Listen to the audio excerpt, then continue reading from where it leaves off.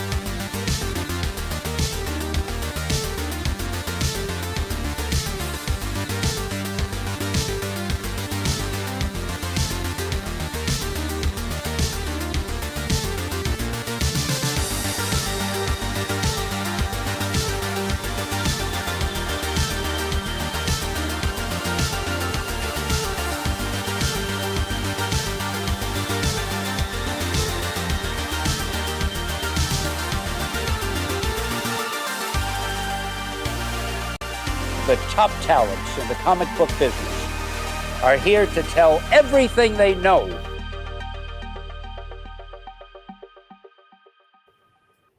Well, we're back, everybody. Another Tuesday night. We have an excellent guest tonight that we are super stoked about. This is going to be a really good show, and we got some fun stuff to talk about after our guest too. We got some interesting stuff happening in the world of the comic book industry right now. Jesse, how you doing, brother? You survived. You survived the hurricane. I have survived. Just had Nick Barrucci try to interrupt the show by calling me right when he knows the show is on. Right, but no, it's been a very good week, a very interesting week, a week of pivoting to these new ventures that have now come to the comic book industry, and looking for that new venture that hasn't been announced yet, right? You're always looking for that next step. And so that's what I'm excited about. I'm also excited about our guest because I kind of want to have her come on for a while. And I'm like, are we ready to go to that next level? And I think we are there. So very, very interesting guest coming up. So. Yeah. Well, let's just get to it, ladies and gentlemen. We were talking backstage about her view of this industry because she's kind of grown up in it. And now this is her business, ladies and gentlemen. Sara Frazetta. Sara, thank you for joining us. Hello. Thanks, guys, for having me. Yeah. I got nervous there because we started talking about Nordstrom, and I'm like, oh my gosh, this is going to be like a 20-minute conversation. Then you had to shift. You say, okay, no, back to comics. Yeah. Everybody loves wondering what we're talking about because they can just see us a little bit, but they can't hear us. So it's nice to just shoot the shit. Yeah, shoot the shit before the show. That when you joined, the first thing that you saw was the Ringo Mad Magazine back cover, and you commented on it, and it was kind of cool, telling my story about it.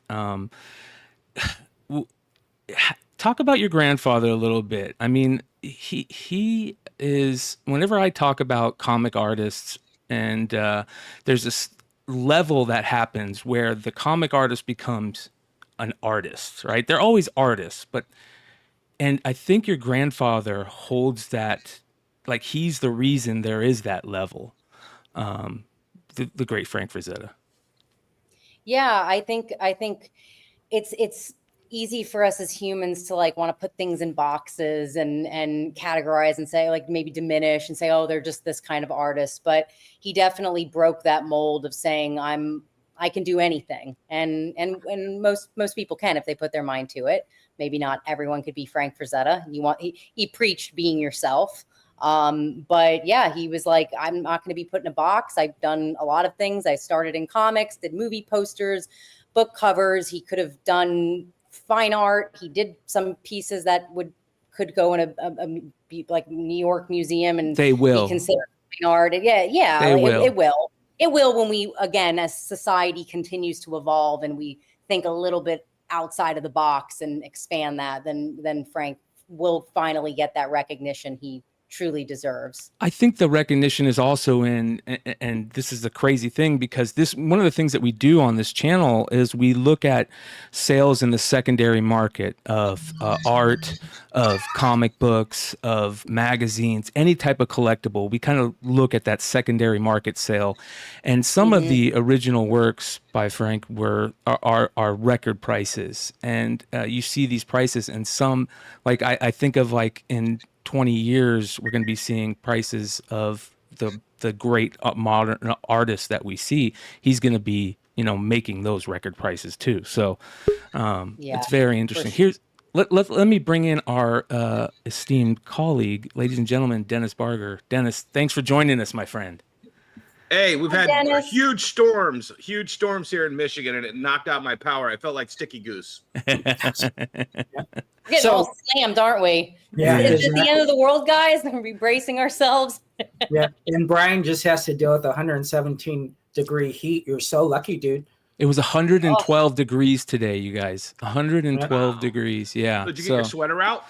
Yeah, it was a tough day, man. But it's so hot that you can't like breathe, right? Like you can't even take like a deep breath. Like we had our heat index in South Florida yesterday, 107. I like walked outside. I'm like, ow. That's all I could keep saying. Yeah, I used to carry an extra shirt with me. Now I carry two extra shirts with me because it gets so sweaty. Yeah. I guess the big question I have for you off the beginning is, most people have a brand to promote, right? So I'm promoting Dr. Pepper. I'm promoting Buc-ee's. Technically I am, but how do you promote a brand that actually has a iconic name attached to it? Oh, that's a good question. Frazetta Girls. So the name of our company came about because it was a double entendre. It was Frazetta, we were his girls, Frazetta's Girls, and then he coined the term Frazetta Girls because he was known at making the women voluptuous, and that's what he made his own female, right? So we were like, oh, we'll just come up with a name, and that was really done because of the family being divided, and we really didn't have a choice. In a perfect world, it would have probably just been like the Frazetta estate, right? Like just Frazetta. The name stands alone. You don't need to have a brand or anything. But it almost to me was like a little bit like, is this disrespectful? But we didn't have a choice. So we did what we had to do, and we were like, well, let's just kind of like run with this. But building a brand from it has really become, what how we're holding his legacy with an esteem with how we make our products, who we license with, how we run our social media, and what he left us with all of this freaking amazing art, that there's so much that can be done with it. So it's like, it's just a constant level like of excitement where we're like, who, we know who we want to work with. They're just, it's even though it's Frazetta, he's a giant. People aren't just knocking on the door; they're waiting and watching what we're doing, and that's how it works. So it has been really amazing, though, to really just have consistency, make mistakes. We've done things where I look and I'm like, oh God, we made that product, or, sorry, Grandpa, but that's just part of the process. That's just, but it is, it's a delicate thing because it's my grandfather, it's my family legacy. It's a big task. It could be really bad if I don't pay attention and make the right choices. But yeah, it's, well, what you just did, okay, so what you just did and are capable of doing very well, as I mansplain it to you, is you, in just that answer to Jesse's question, hit all the resonant frequencies that you need to express who you are, where you come from, the legacy you represent. And I mean, that's one of the things that how many amazing artists don't have a you as a legacy. Do you know what I'm saying? And I've thought we've been friends on socials for years, and this is the first time I think we've ever met. Yeah. But I have been able to understand who you guys are and what you represent, just from your capabilities. And it's been really amazing to watch because I mean, you hear about all of these estates of men as great as your grandfather, Mobius and Giger, people who have made iconic art that transcends different mediums, if I know how to say that right. Yet there's no you. No, thank you.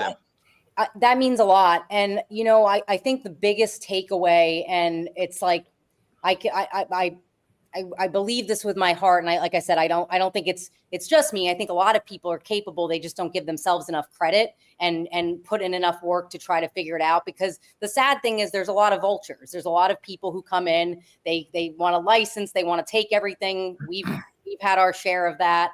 And they do a terrible job with it. And then you're kind of, you have a setback and you have to pick up your bootstraps and just say, all right, we have to start again. And what we've learned from that is if we want it done the way we want it done, we're going to have to do it ourselves. We can't point the fingers and say, oh, they didn't do it right. Well, that means that we have to do it. I mean, no one's going to be inside of our head and know what we want, what Frank would want better than us. So we have to just do a lot of work. And that's like with the, for example, the action figures.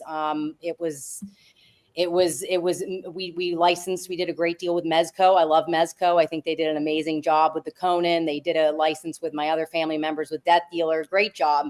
But we were really pushing. We're like, come on, fans want more. They've been waiting forever to get action figures. And it just, they have their company going. They can't just produce anything that anyone else wants. They have a timeline. So, but that didn't work for us. So we had to put our heads down for 6 months and figure out how to make action figures. And here we are. So, and that's kind of the thing with everything we're doing now. Like we're working with thank you. I was waiting for what you were going to but yeah, like with love Nick Barrucci working with Dynamite. We had a really bad time with the company Opus. It was a train wreck. Yeah. And that's kind of where we're at with like publishing endeavors now, where we're like, well, we got to do it ourselves. But to do it right, it's going to take a lot of time. So it's just at a slower pace, but that's everything I've gathered is it can't be quick. It can't be instant gratification. You have to slow and steady, the old saying. Well, okay. So how long were you around while your grandfather was alive? I was 22 when he passed away. Okay. So you had plenty of time to kind of absorb enough as an adult. Yeah. I mean, my grandpa was like a father to me. I mean, I love my own father too, but a second father to me. Yeah. And he was my grandma and him, they were my best friends, like growing up. Well, I was an old soul. One of the stories that I loved hearing about your grandfather was the fact that, Jesse, you could just screen cap it. You don't have to. Yeah, he's talking to Nick. It's Nick. Nick keeps on calling me. I'm like, Nick, let me explain to who I'm talking. Nick, we're talking about him right now. Yeah, come on, Nick. Get in the chat, Nick. Jesus. But one of the things that I loved about your grandfather, and it's one of the stories that I heard, he did not make a lot of money off those original arts, but he innovated what his art was doing. And I mean, I brought over one of the examples. He's one of the first people to say, oh, I'm going to make a fanzine. If I'm only getting paid $100 for this painting, that's literally worth $1 million now. I'm going to put that art again. I'm going to put it on a Molly Hatchet album cover, which probably got him more money than doing the initial piece for the pulp novel. You know what I'm saying? But he was the first guy to go, all these kids want my art on their wall in their houses. Can't we just sell posters of my art and I'll be the guy that makes the money off of that? And he had sales reps traveling the country up until the 2000s.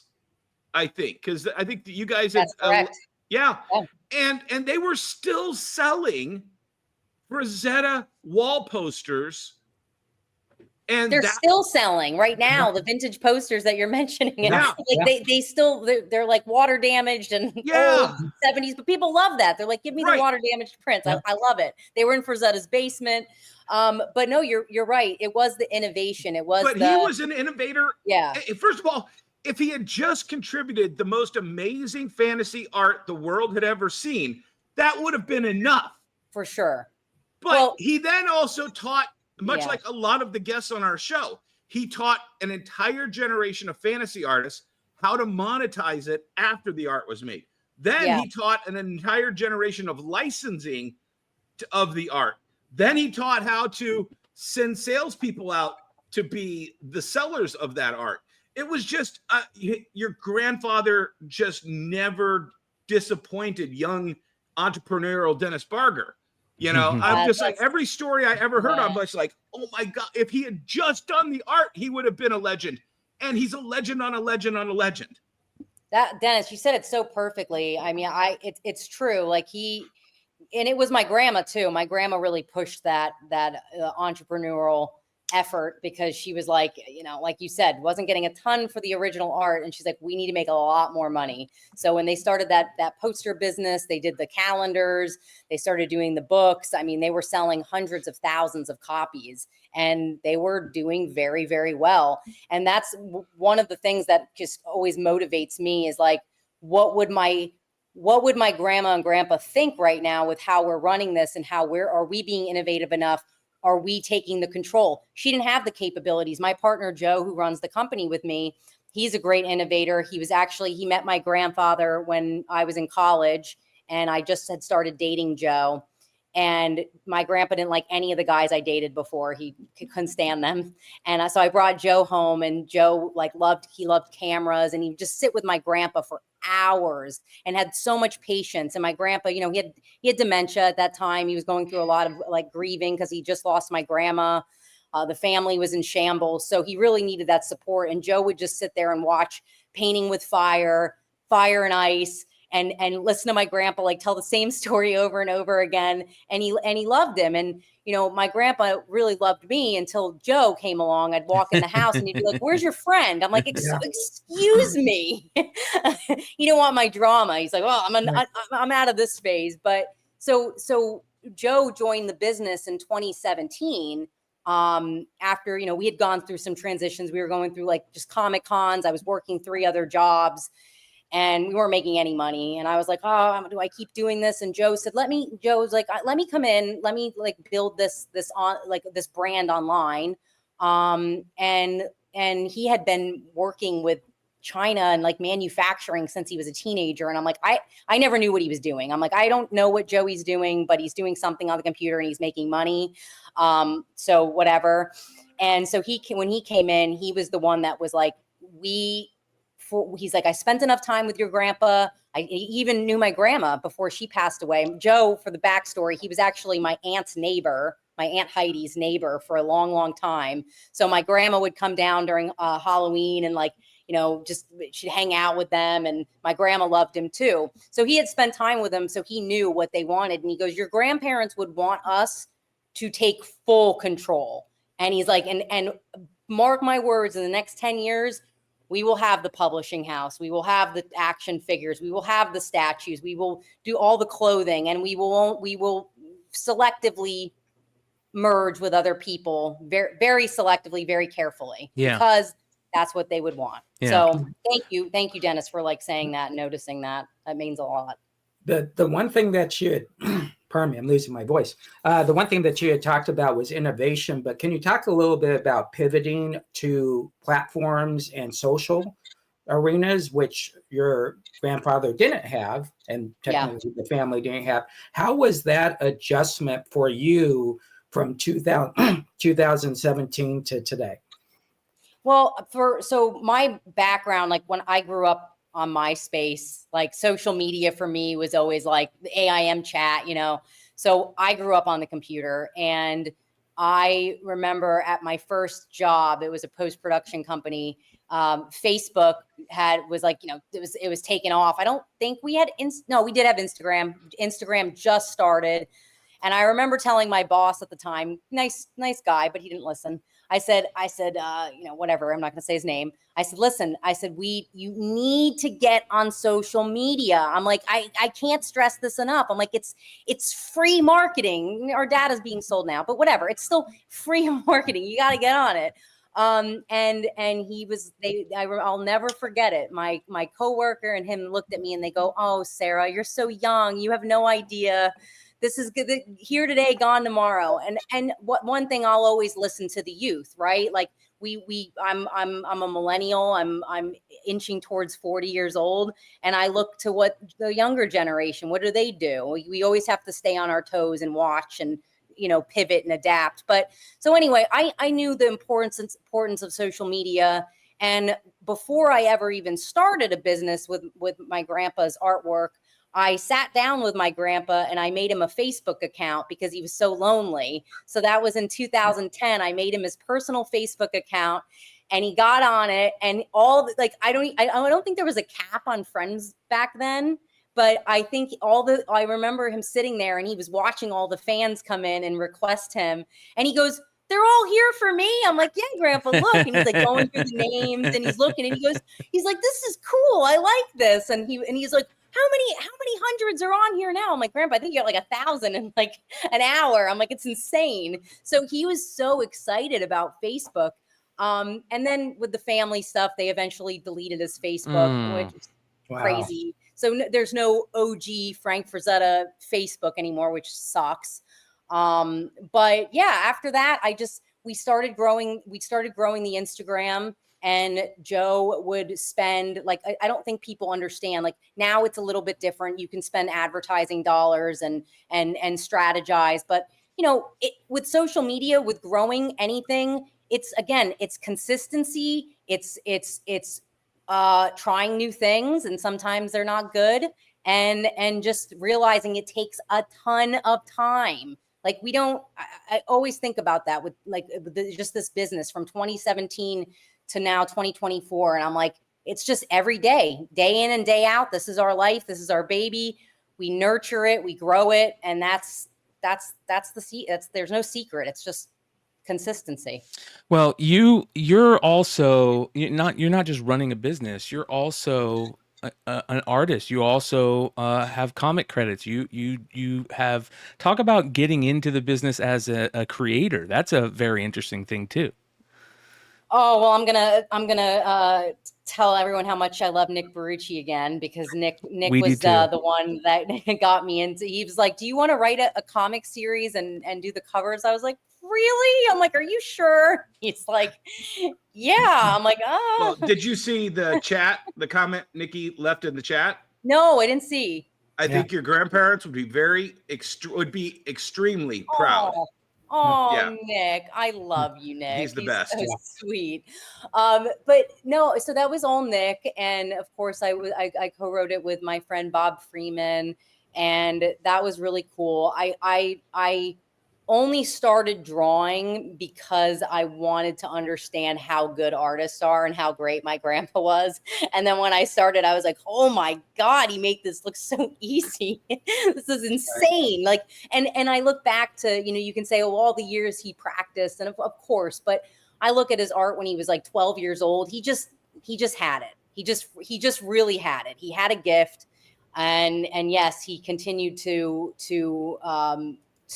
work at it and become a master.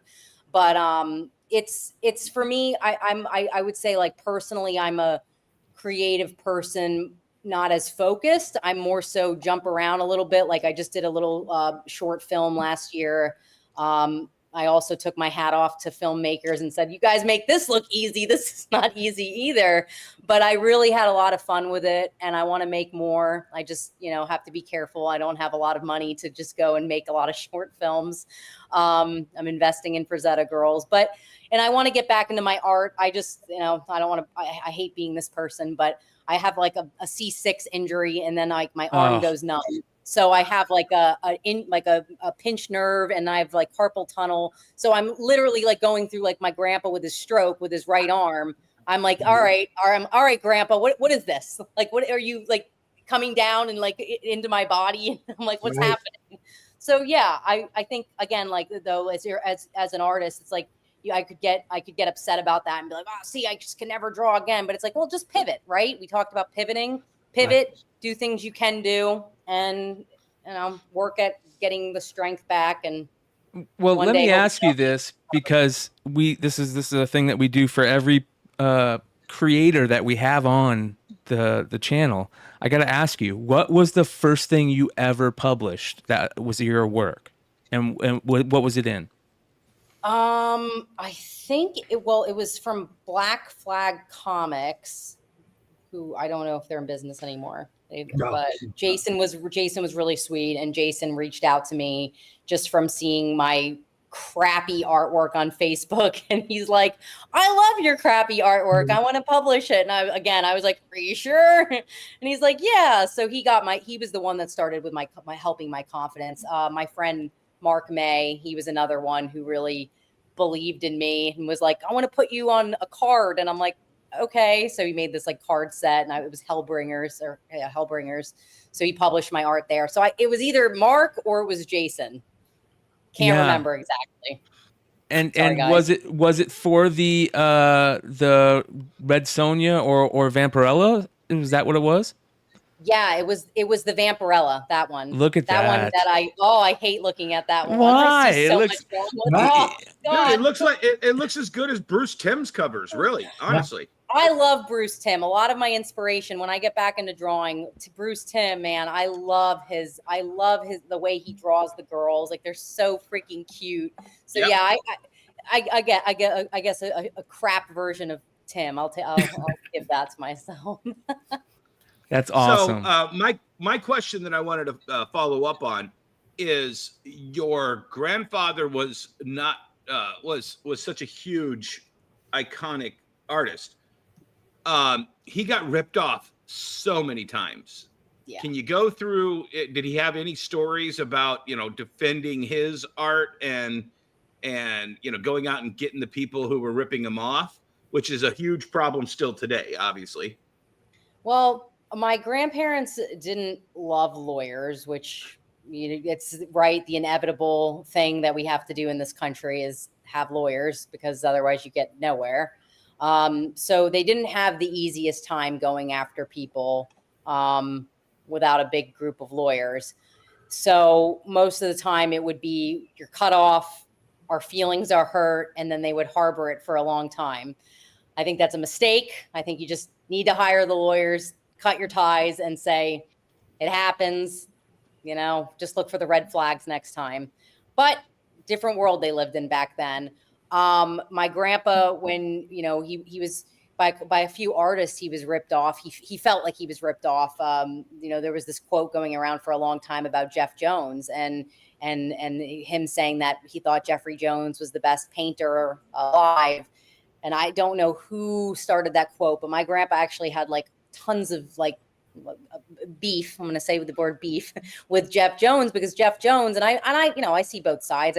Jeff, I think, was just such a huge fan of my grandpa's and was trying to get inspiration, but he came over and he photographed everything.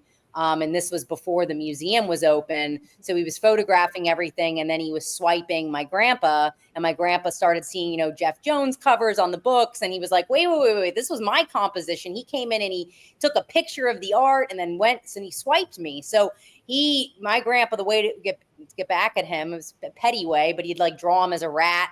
Put Jeff. Sure. So, a lot of passive aggressive behavior, but again, and I don't think that's healthy. I think we need to just call it out and take action and then move on and cut cords. But yeah, my grandpa, he was severely hurt by that. He just couldn't understand it. And I think that's because he had such an easy time, he'd take inspiration and then he'd make it his own. He never just ripped people off. He was always like, he just didn't understand that. He's like, how could you not want to be yourself? And it's like, well, grandpa, easier said than done when you're a genius master. Right. Some of us need to pull inspiration from other people. Yeah. Well, I can understand it, and I can also understand him getting mad. There's only so much you can take, and every once in a while you got to pop off and let some people know. Yeah, let some people know. One of the things, if he was on the internet, he would have popped off. I always said, like, grandpa would have been taking a lot of selfies and posting them, and he would have been popping off on various topics. One of the things that you have going that is amazing is the amazing amount of different things that you have for sale at your Frazetta Girls, and I keyed in on some of them earlier, but skateboards, clothing. Tell us about getting that's a big pivot right there. Jesse was talking before the show about the skateboards and how crazy that is, that's something that is selling with Frank Frazetta art on it now. Yeah, the skateboards. So like I said in the beginning, we've tried a lot of things that were, I'm like, let's not just do it for the sake of doing it. Let's have a why we're putting the artwork on something.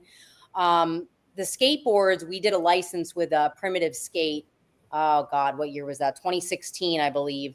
And, that's their brand, skateboards. And they wanted to put Frazetta art on it. And when I saw the Frazetta art on it, I'm like, oh my God, these look amazing. And I think we got one set personally from the collaboration. And then I gifted those to my mom.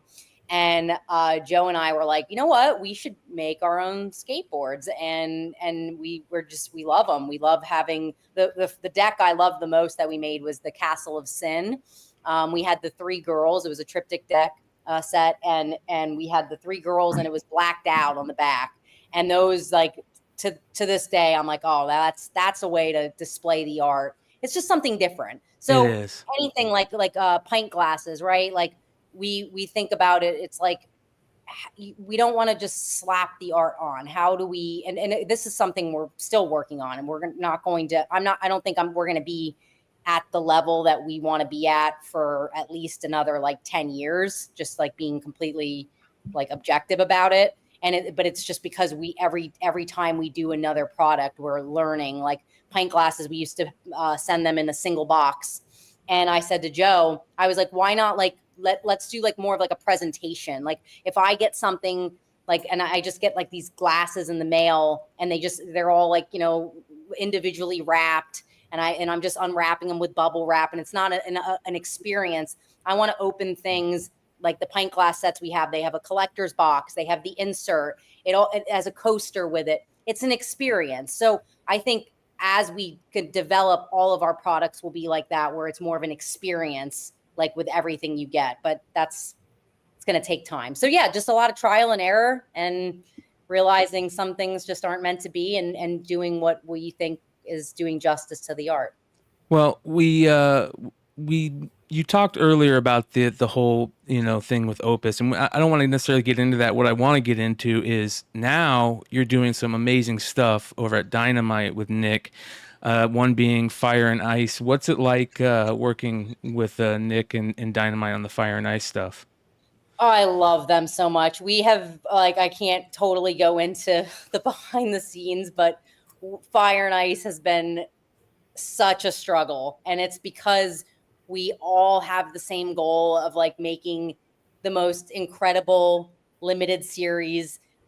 This was not an easy task. You know, we have Bill Willingham, who's our writer, and to write a prequel series on Fire and Ice was very challenging, of how to like bring it all together. And, you know, I think to understand the full scope of like how good this series is, you have to read all 6 issues. So with these gaps of like a year, because the art is taking so long, it's going to be the trade paperback that's going to be like, all right, now I see why this took so long. We don't want to switch artists. Like, we love Leonardo. But he has like, you know, a lot of things going on personally, and he's a perfectionist. So every freaking page, sometimes he'll be like, I have to redo it. And I'm like, no, because that's another, you know, few weeks. But God bless Matt Idelson, the editor. We've really been through the ringer, where, you know, when it's like tragic, you start laughing because you have nothing else to do. You're like, I just have to laugh at this. It's pretty funny.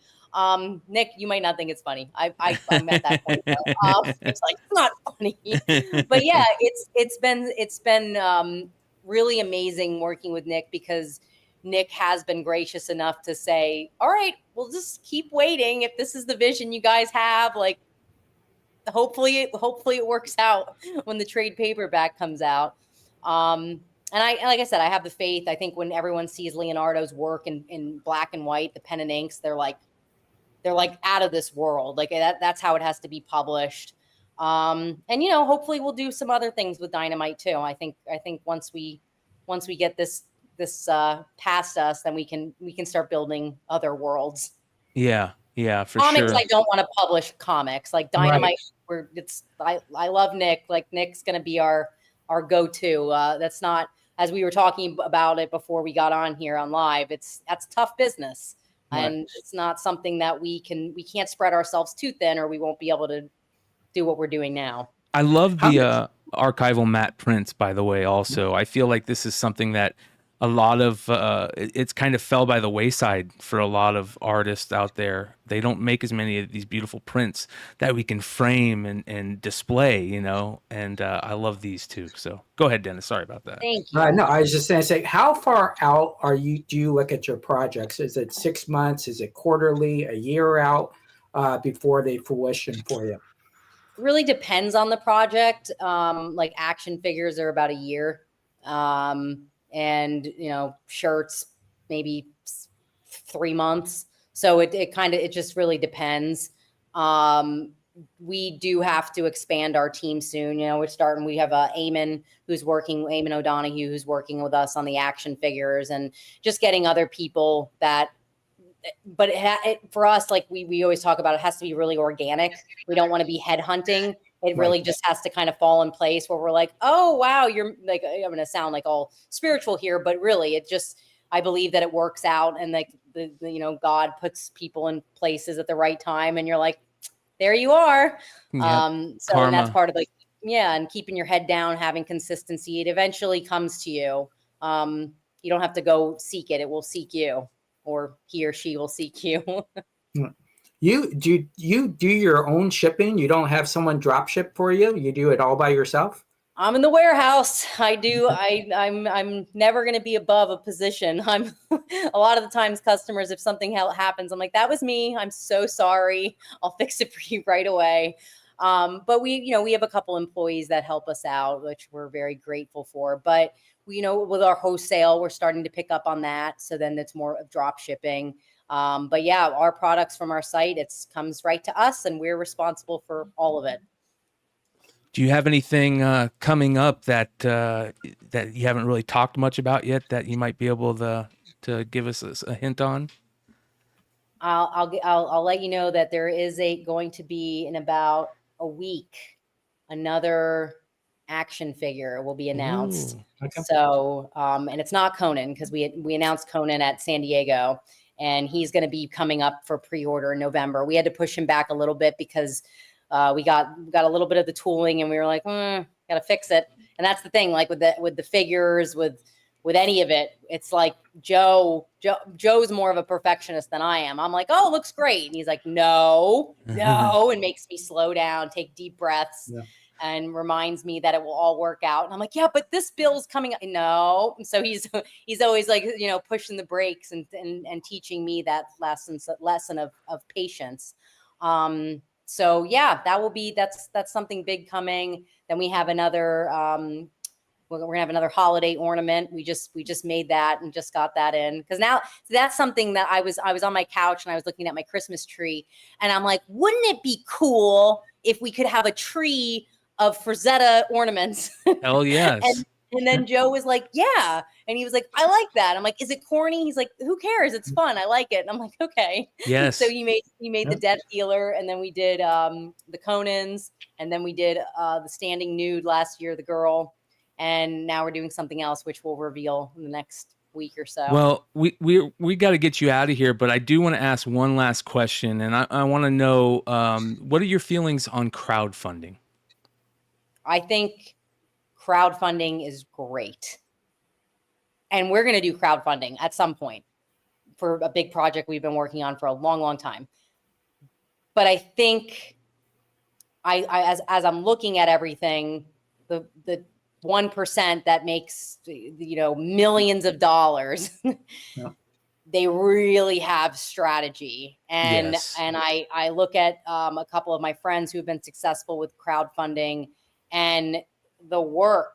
I mean, I guess what I'm realizing in my own experience is it's you have to go all in, like as if it's your website or anything. You have to design it. You have to be ready for those shipping prices. You have to be ready for all of the things that could go wrong, and then also be ready because still things are going to go wrong. Like even if you're 100% prepared, you're still going to have hell. So you have to be like, so Joe told me, he's like, yeah, you go with the crowdfunding, but once it's done, and this is what scares me about our own crowdfunding endeavor, once it's done, that's when the real work starts. And I'm like, oh, yes, like, fulfillment. Like the Elmo on fire. So I think, it's great. It's a great resource for everyone to get eyes on projects, but man, it's tons of work. You just have to be prepared.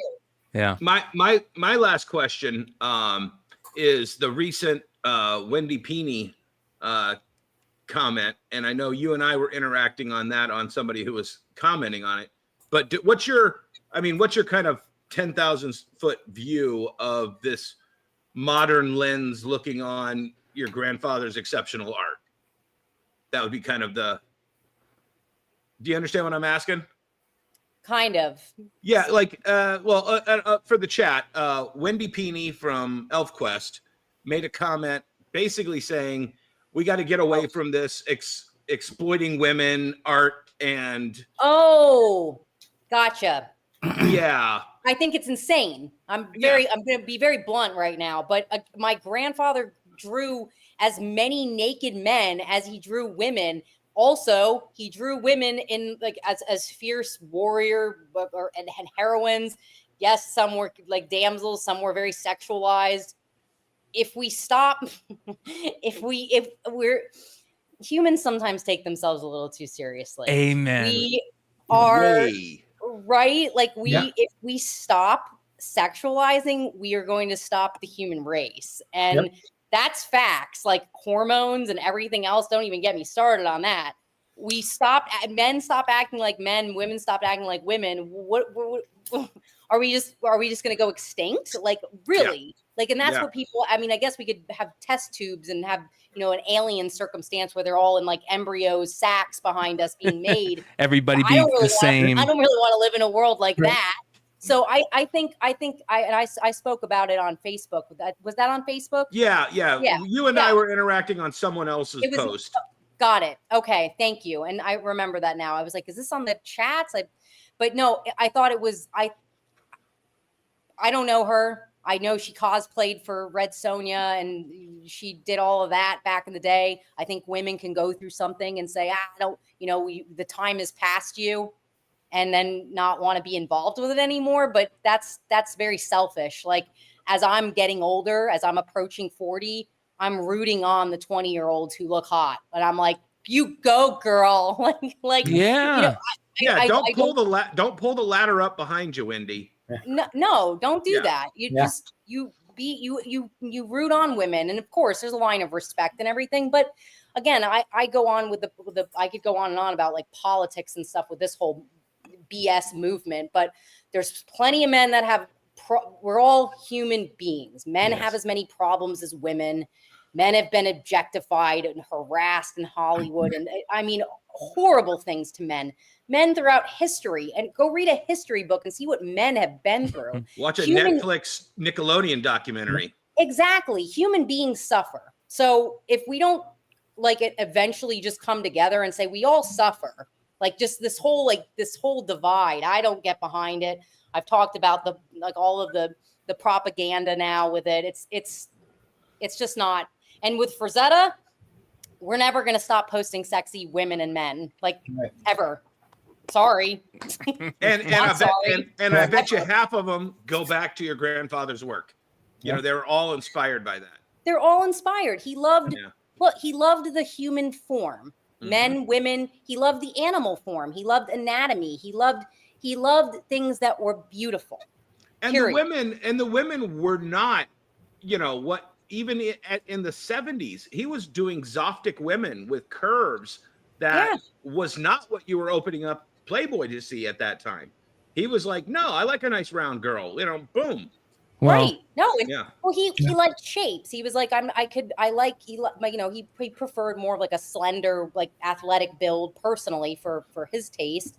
But he was like, that's not as interesting on the canvas. So I want to build like more something just to like really look at and take in, and more like Renaissance. And so, it's hogwash. It's going to be gone eventually. People aren't going to, the craziest thing is like, it's like a censorship thing where it's like, why are we, I thought as open-minded, we were trying to be more open-minded and more inclusive, right? Like this seems very exclusive thinking. Amen.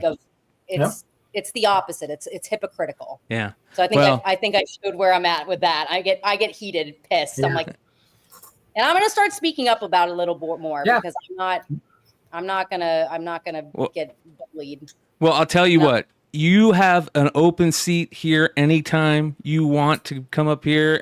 But more importantly, you have a great YouTube channel yourself. I want to send everybody over to Frazetta Girls. You do a great job. I love these Fridays with Frazetta Girls, and Talking head. Yeah. it is so good, and it's so good to hear these stories. Thank you for doing this. Thank you for coming on the show tonight, and we I want to appreciate you plant being. one more seed before she goes, though. Okay. What? Frazetta Fest, Florida. Let's make it happen. Let's Because make it right now. Yep. We We need- got Sworn Fest. Yeah. We got all of these little subculture groups. I would love to come down to Florida to see what you guys are doing. Tour the warehouse or whatever. Have a convention hall and a hotel to display the art and talk about your grandfather. I would love to do it. And Yeah, let's do it. I've been thinking about that for so long. Like, let's do like a OG festival, right? Yep, like absolutely. it's about the comic artist. It's about the artist. It's not about the celebrities. Well, and It's invite all of it's the amazing artists that all got their inspirations from your grandfather. Yes. Yes. You know, I mean, Lenzner, I saw Lenzner in the list of covers. I know he was influenced. There's so many people. So there many was- people. Yep. Maybe we could crowdfund that. Yeah. Yeah. Oh, that's easy stuff. You're dealing with the guys that make this stuff easy. So Yeah. But yeah. That's why I wanted to plant the seed before you left, because we're going to make Thank this you. happen now, You Sarah. planted that seed. I'm so Yeah. motivated now. You guys, There thank you you. go. Man, Thank you you guys, so now I'm much. gonna go work really hard. You guys have put me on this pedestal. Yep. Shit. Well, All right, guys. we- I appreciate you. we hope you come back. We hope you enjoyed your time, and thank you so much for everything you do. We appreciate you. Bye bye. All right, guys. Appreciate you. All right, see you Bye. Bye. Right. That was amazing. Absolutely a special guest right there. Hey, Well, here's the thing. So I didn't get to say any of that stuff to her grandfather, but watching Sarah over the years, I mean, we've been Facebook friends for several years, like at least 10 years, I'm guessing. Getting to say that to her is almost as great as being able to say it to her grandfather, because she's carrying on the legacy exactly how I hope, what little legacy I have, my kids would carry on. You know what I'm saying? yeah. Yeah. Well, I think there's a big responsibility when it's not just legacy, it's culture, it's tradition, and then bringing it to a whole new generation. So you might look in as a Frazetta longtime fan in your 40s to 80s who might say, oh, that skateboard doesn't make sense. But the 20 to 40-year-old is going to say, holy cow, right? Right. I got that. Or it's like, Well, but see, here's the thing. And I didn't want to waste all the time, stating the obvious, but there's no He-Man without Frazetta. There's no Conan without Frazetta. I would reckon there's very little Dungeons and Dragons without Conan, or without Frazetta. There's all of these things that are just commonplace, and without Dungeons and Dragons, there's no Magic the Gathering. There's no, and then you can just, you can extrapolate this on and on and on. But the pin in the wall where it all starts is Frank Frazetta picking up that pencil for the first time. Yep. So my favorite Frazetta piece that I'm currently do not own, that I'm on the search for, this High Times magazine with the Mothman on it. Nice. Wow. Very Right? nice. This is one of my favorite all-time Frazetta pieces. I don't think I've ever seen a poster of it or anything.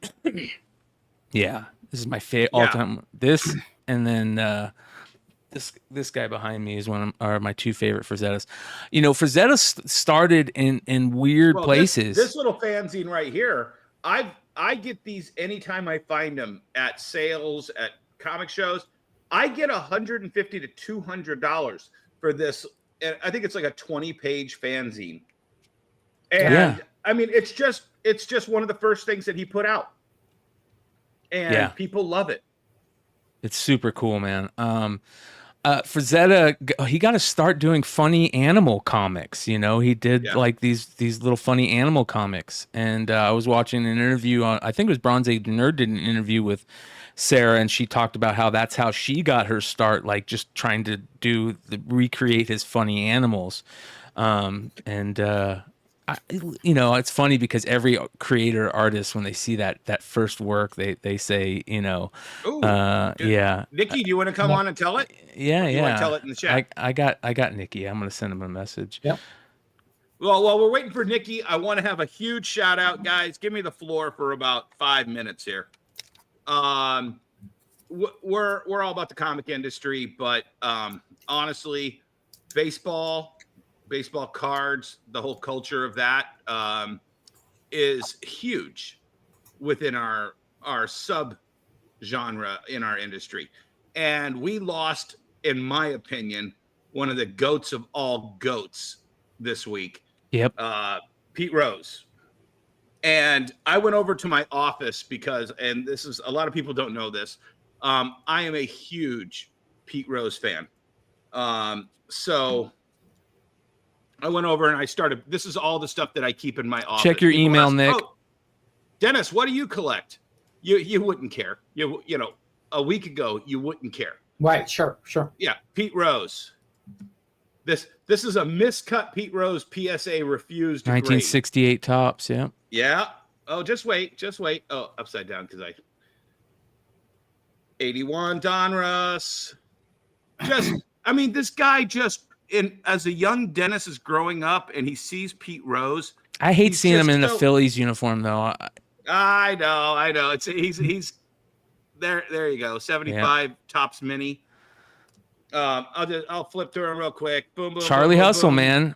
That's my favorite Pete Rose This is my card. prized possession. This is his second year card. Yep. His first Rookie year cup. card has he only has his head in a little circle, sharing it with 4 other people. This is 64. That's my favorite. Just I can't express. Look at that look on his face. Yeah. There's my favorite right here, the Deckle Edge insert variant. Yep. One of the first variants within baseball cards. I picked this up and I left the price tag on it, and I'm glad I did. That's how cheap you could get a Pete Rose autograph 4 years ago. You can get him for that cheap now. He signed everything. Yeah, no, but that's the great thing. Such a legend. He got his own Leaf insert set series. Living legend Pete Rose. Get him in the Hall of Fame. You didn't do it while he was alive to punish him. Get him in the Hall of Fame now. Yeah, it's ridiculous. Nick, how you doing, brother? Good, man. That was a great interview. Sara lies her butt off saying so many nice things about me. She was great, that was man. That was even before. Like, Jesse had texted me earlier. I didn't realize she was on the air. I'm texting Jesse back, and then Jesse sends me a picture like, "Hey, we're on the air." So anyway, now here's a quick story. So many years ago, and it's actually when I first started seeing Pam. There was this guy, Alexander Asavio. I can't remember his full name, but Alexander's Galleries in New York. And he had this incredible gallery, and he had a Halloween party. And the funny part is that Pam and I went to New York to this Halloween party. It was actually my second date with Pam. Our first date was terrible. We never should have went on the second date, but there was something about her where I was like, you know what? This girl's awesome. So we go on the second date. We go to New York, and I didn't even remember that it was a Halloween party. They wouldn't let us up because we weren't dressed. Oh. Well, I was wearing a suit. Pam was wearing a dress.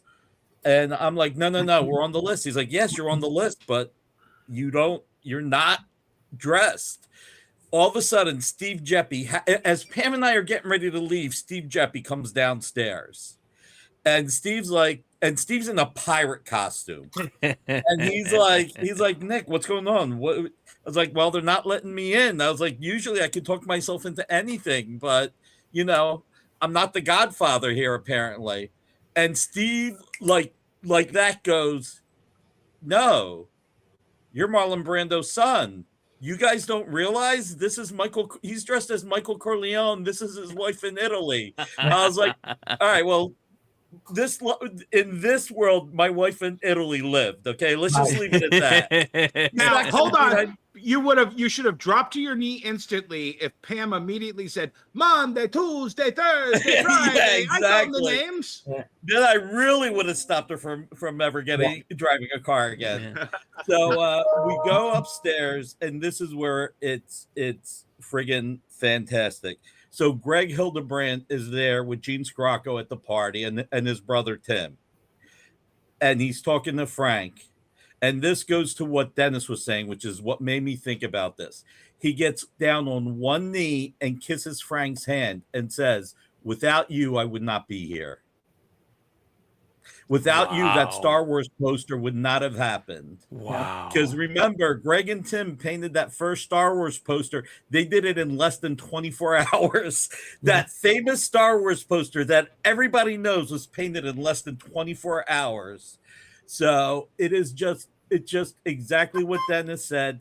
To see the great Greg Hildebrand get down on one knee and pay homage. I mean, the other great Frank Frazetta. Well, and Nikki, not to interrupt you, that's why when the guys were like, "Hey, we're gonna have Sarah on," I'm like, "Fuck yeah, dude," because I never got the chance to say that to Frank. Right. And to even be able to say it to Sarah is just my way of saying. Shout out to Alex with that super chat, $10 super chat. Appreciate you, Alex. How much I admire, and I'm positive at some point I was inspired to do. I mean, everything. Anytime a Frazetta collection comes up, I don't care what I'm paying for it. I'm buying it. Yeah. Period. Yeah. He's the GOAT, man. He is the GOAT. I just wanted to drop that real quick, just because it just really reinforces what Dennis said. What was the other half of that you were going to say, though? I interrupted you, and then you said you had two stories. Oh, no. I'm sorry. No. If I said two stories, I apologize. Just two parts to the story. Okay. One, me trying to get in, but two, seeing this master, because Greg is a master. Well, before you leave, No. Oh, right. The second story. I'm sorry. Frank giving Billy Tucci the She cover that he painted as a gift. Wow. Remember he painted the She graphic novel? Yeah. I'm almost 100% sure that he gave it to him. I'm almost, you know what? Watch. Somebody's going to be like, "Nick, you're full of idiot." You're just, I don't want to say full of CRAP. You're just full of idiot sauce, you know? This is it right here. Yeah. Look at that. Well, and it was amazing the way he still gave the comic industry the time of day with the little, once again, I know how little he got paid for a lot of stuff early on, and by the time he should have been getting paid a ton more, he was still not getting what he deserved. But the comic industry kept giving him projects, kept keeping him involved, and he loved us and the stuff we were giving him enough to stay with us. Well, one thing Sarah didn't get to say that she had told me is Frank, right now we're going through that with Leonardo Manco. I mean, he's doing the work of his life, but he's doing like an issue every 4 to 6 months.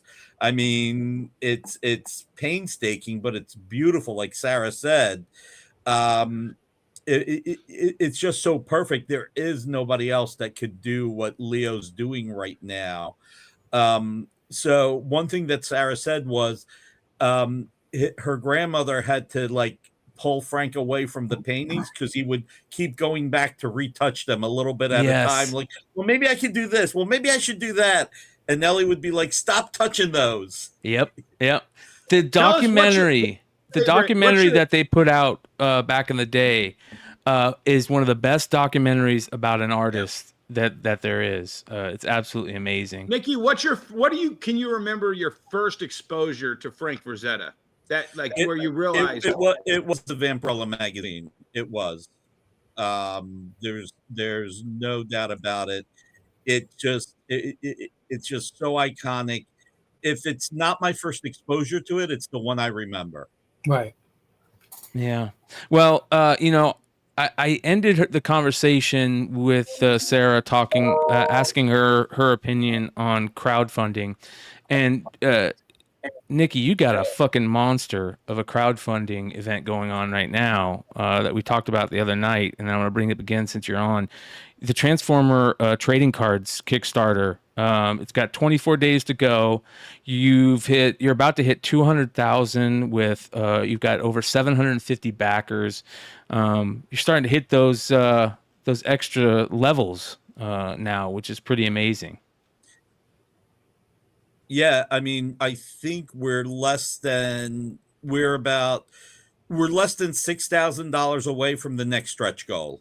Once we get to 198,400, we're at the new stretch goal, and then we start to reveal the next round of stretch goals. Look, this is a really good campaign for us.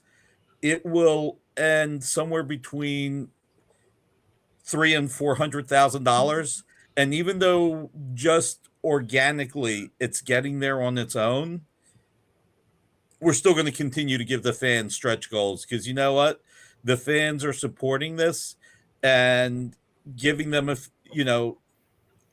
more for their money is a fantastic thing.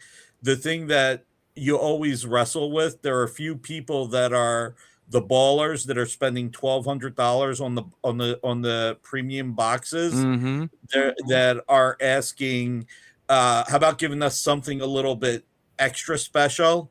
And that's always a hard thing for me to do. I really feel that we need to treat everybody with the same love.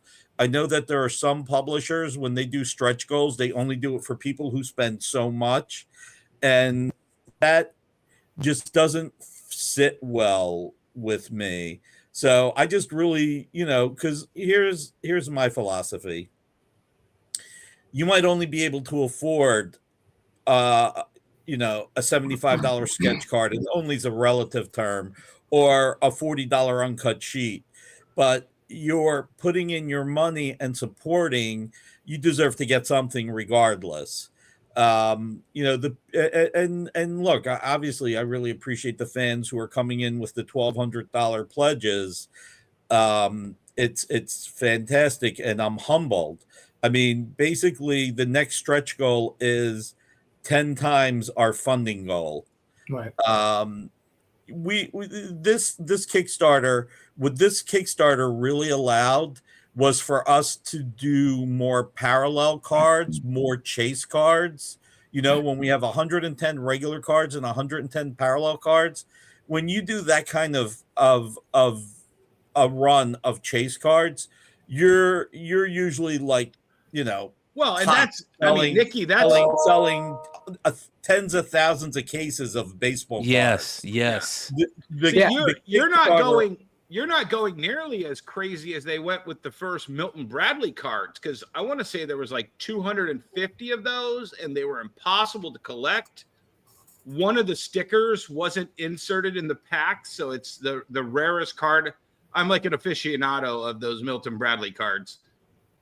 And so you went only 110, which gives you lots of series 2, series 3 type stuff to be able to build on.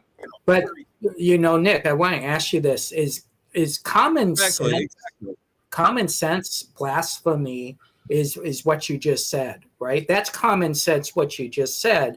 But a lot of people in the industry would say, "Oh, that's blasphemy. Why do we care about that guy that's spending the $75 when we got the guy spending $1,200?" Why is that so rare in the industry for you to think that way?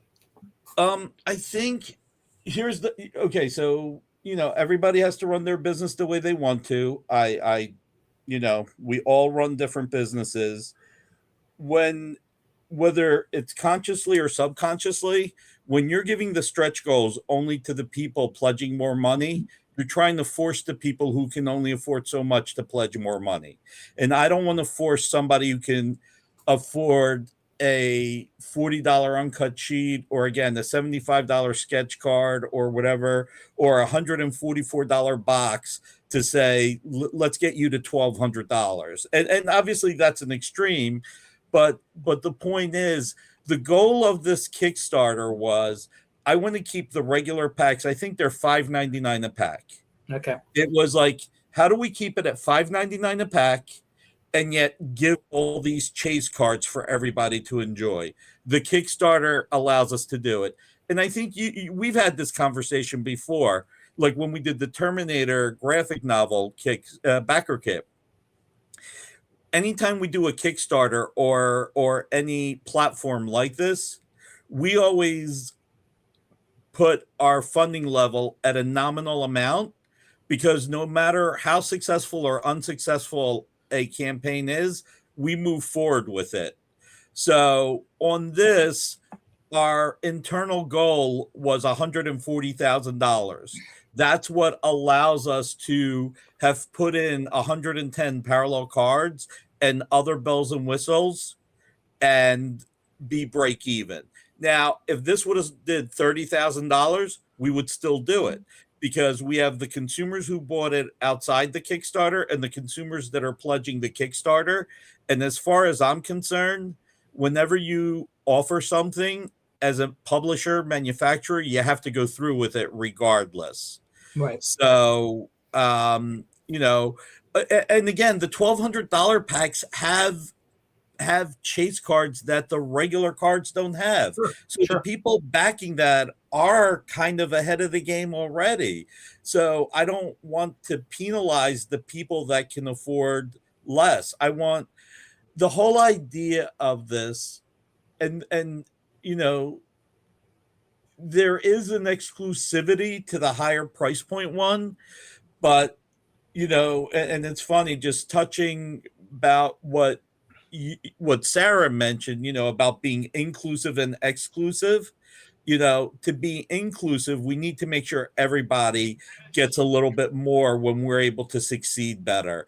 Everybody should be able to enjoy it. Everybody should have that plus, you know? I mean, look, I remember being the kid going to the comic store, and when I bought Alpha Flight #1 at $1, I couldn't buy the 50-cent Batman or the, you know, that week, or the 50-cent Flash. You know, I had to sacrifice to get that Alpha Flight #1. Yeah. So, you know, I don't want to see, I don't want to force people to spend more money than they can afford. I want them to enjoy what they have. I have seen it happen where people are forced to spend more money, and then it takes the joy out of it for them. Yeah. So this is what you get for $144. You get all of these. You get the 110 base cards, 110 foil, holofoil cards, 6 creator art. Like, you get all of these for this $144. I think the 110 chase cards, you may not, that's not guaranteed, and I hope it's worded correctly. Okay. But the parallel cards are not guaranteed. Okay. Everything else, I believe, complete set includes. Okay. There we go. Complete set includes. But we are guaranteeing the 110 chase cards. I mean, I'm sorry, the 110 base cards are guaranteed. Yep. That's cool. Okay, good. Can I ask you one logistic question before you leave? Yeah. So when you look at Kickstarter and you're at 30,000 and you're at 100,000, you're at 150, and keep in mind, we're talking about different packaging here. How do you look at something logistically that you now know you're going to hit, you hope you hit 300 to 400,000 when it comes to shipping? How are you changing and thinking logistically during this period? So basically it's, I got a good warehouse team, and what they are doing is they're looking at it saying, okay, we need to balance everything we're doing moving forward. So, you know, fortunately, we are very certain we're going to be between 300,000 and 400,000. Should we exceed that, we may have to look at a fulfillment house. If we were to hit 600,000, we would then evaluate using a fulfillment house instead. What we would probably do is we would fulfill ourselves any pledges that are 400 or higher, because those might be a little bit more complex and have more going into it. And what we would probably do is outsource the fans who bought the $144 box, if that's all they bought, that would be the part we would outsource, because that would be easy. And it's basically the $144 box plus all of the stretch goals that would be packaged together in one bag. So it's literally box, bag, done, boom. Right. So it's evaluating it, and fortunately I have people smarter than me that will be doing it. So you know, it's look, it's a lot of fun.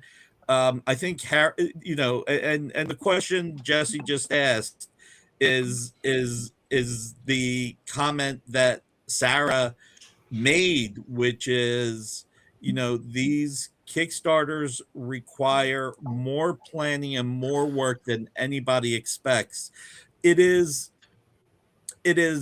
far easier to, I think that it is far easier to create items to sell to the comics market or even mass market. I mean, we've sold we've sold cases, $100,000 worth of cases to Target in Australia. We've sold these worldwide, and all the sales we're doing outside of the Kickstarter are far easier to fulfill than the Kickstarter. But at the same time, to get to this, we wanted to just push the boundary. You got to understand, I mean, I'm breathing rarefied air here. I realize how lucky we got to get the Transformers 40th anniversary license. I mean, I've told you guys the story. I only got the license because I congratulated Hasbro on signing Skybound and how great of a job Skybound did. Yep. So to a degree, this was a lottery ticket, and I needed to make sure that I showed the fans and Hasbro that their bet with us was a good bet, that they are getting their money's worth. And we, you know, this is a mass market and specialty market project, and we had to treat it that way. And it's why, you know, going the extra mile. Look, we would have made some money if we didn't do the Kickstarter, and this just made making the parallel cards and some of the other bells and whistles easier. And I will tell you, it's just been a rewarding experience. I mean, we're really fortunate, but Sarah's right. I mean, when you're putting one of these together, it is complex because there is more customer service and customer interaction on the Kickstarter than anything else you do. Yep. All right. Yep. You said the word bet. Here's I want to give you this bet. You guys do 600,000. You go out and buy a little block to put under your little stand, so you're actually even. Because I can't get the Batman theme out of my head. So if you get 600,000, you then buy a little piece, a little block, just to lift that side up. Just to lift. You mean to go like this? Yeah. Okay. I'm trying not to bust up. I'm like, you're talking about $500,000, but we can't get you to have a straight screen. Well, before we let you go, you talked about the previous Kickstarter that you had going that we talked about many moons ago, the Terminator one, and congratulations on all the Terminator pre-orders. I saw 60,000 pre-orders or something like that. Yeah, man, it's surreal. 61,000. I mean, we are blessed. We are blessed, and we work hard, and we work with really great creators, and you can never take the success for granted. You always have to try for more. You know, obviously we had a high with Thundercats hitting 200,000, and you can't sit there always saying that's the goal you're going for. You got to have realistic goals. Our goal for Terminator was 25,000. You know, I think I told you guys when we did Thundercats, for me, a home run was 80,000 or higher. 60 to 80,000 was still great. 40 to 60,000 was respectable. I only would have been disappointed if we did less than 40,000.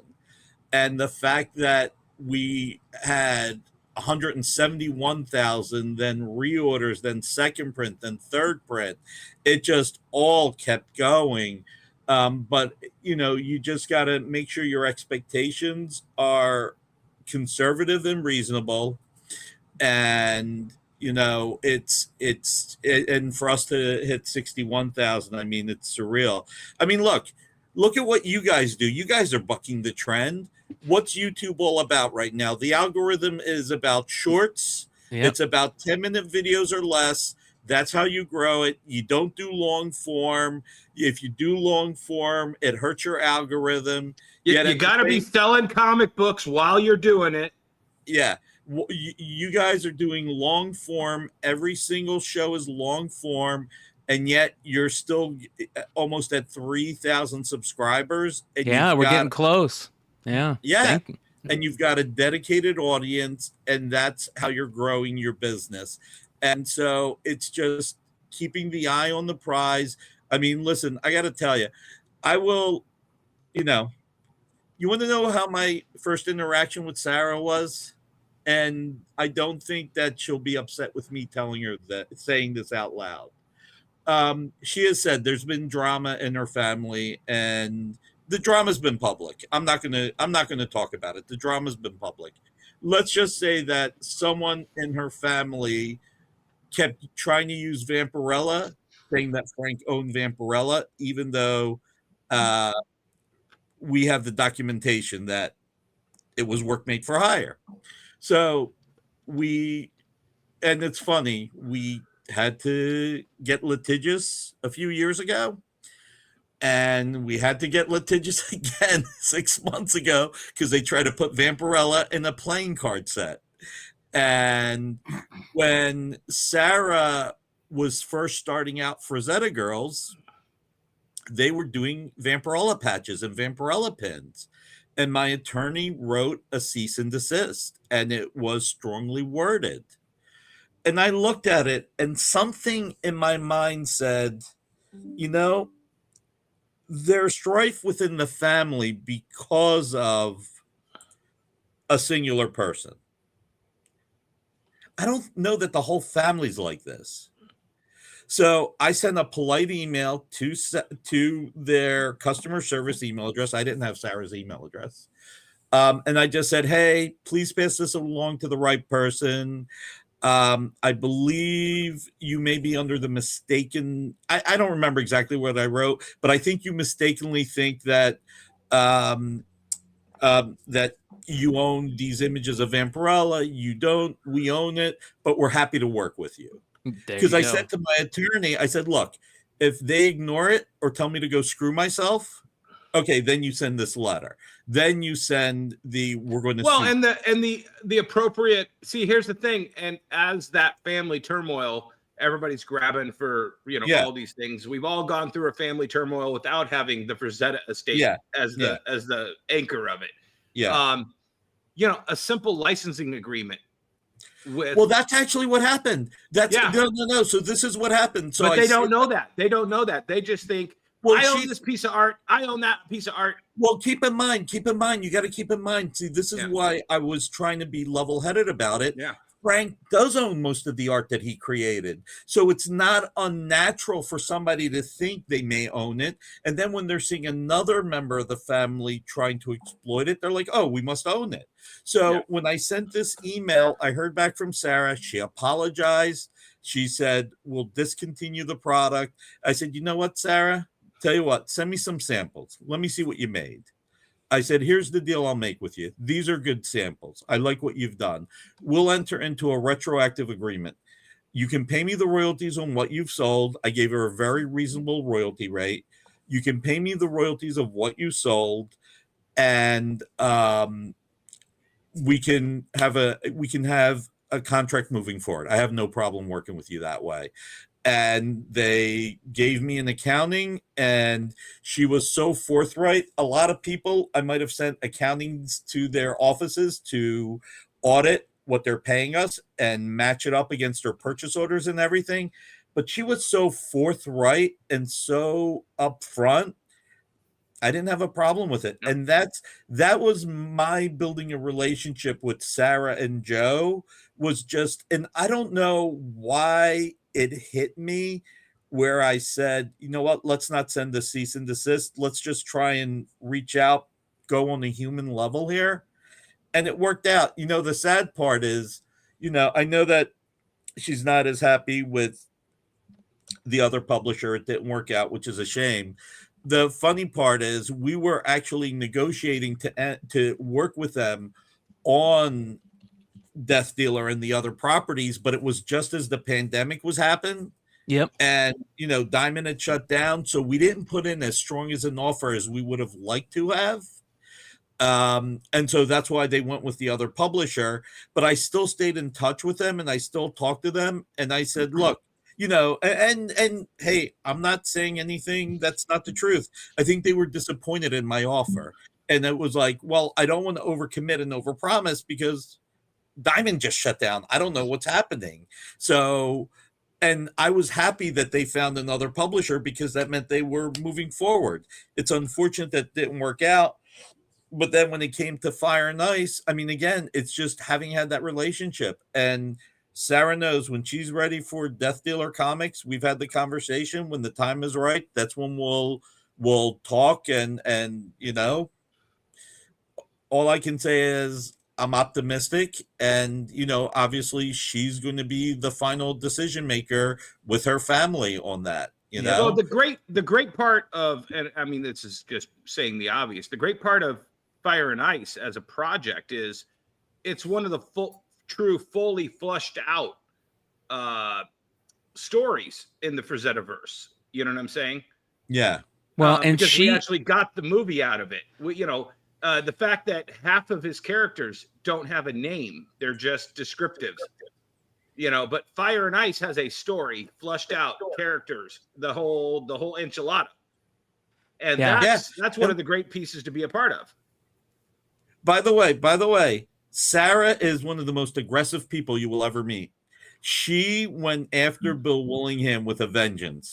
She was like, when she found out I had a relationship with Bill, she was like, this is our guy. This is the guy we're working with. You're not talking to anybody else, Nick. You have a relationship with him. He's written comics for you before. He's the guy writing Fire and Ice. She is so fantastic. She honestly, and she has great taste. Look, let me put it to you this way. When we were having the initial Fire and Ice editorial calls, I try and shut up because I'm not editorial. And I'll always say, my job is to throw out ideas that are mostly stupid, but it's up to the talent to make them good. We're working on a crossover that I don't know that we'll be announcing at New York Comic Con like we hoped, but in about 4 months, remind me to tell you about a crossover where I threw out an idea and everybody else turned it into a good idea. Like the only sensible thing I said in the Fire and Ice conversation was I said, look, the Fire and Ice movie, you could look at it as having been either too short or too long. Either it should have been a shorter movie with a little bit less things happening or a much longer movie. Yes. And the thing that I threw out there was we shouldn't forget about the secondary characters like the witch. Like, why is the witch there? What, you know, she just shows up and you know nothing about her. Get like a little bit of backstory there. And that's where Willingham said, he was like, yeah, that we do need to flesh out a little bit because obviously people want Dark Wolf. Obviously people want Tigra. Obviously people want everything leading up, but having some of the more minor characters, giving them a little breath makes the story a little bit less linear and fills it out. And oh my God, if you guys have seen the first 3 issues, Leo is killing himself on this. I mean, this is fucking Dave Stevens killing himself. I mean, you know, Dennis probably remembers this, but Dave Stevens would like spend 3 weeks drawing one panel to make it perfect, which is why The Rocketeer, even though it was coming out once every few years, was so perfect and so well killed loved. 2 publishers. It did. And Leo is just like that, where we're like, ugh.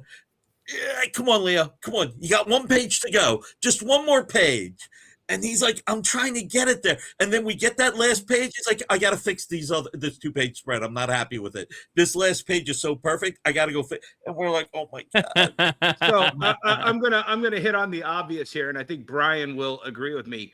On your Fire and Ice length time, I think it's based on what you imbibed to enjoy Fire and Ice, as to how long the movie needs to be. Well, no, I don't think what I'm saying is no. See, when I make the comment that I made is that it either should have been longer to have more backstory, or there are a few things that could have been cut out to make it more linear. And that's why I always say it like that. Like it either should have been longer or should have been shorter. But it is such a beautiful movie, and what Bill and Leo are really just infusing this with Frazetta and Bakshi.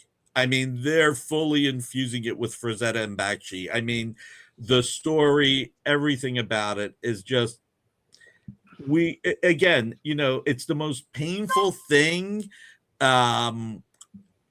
Vince Lothario wants me to cancel the orders for 4, 5, and 6, and I'm like, well, if we do that, then we're going to up the price to $4.99. Why don't we just keep the orders open and leave it at $3.99? Because if we do have to cancel it and we do have to spend the money resoliciting, and we may get to that point, retailers may get fed up, which I get.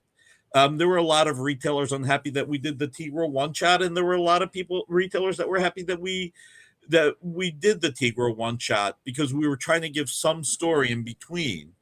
But this is a rare situation where I truly believe when the book is done, hopefully in a year, hopefully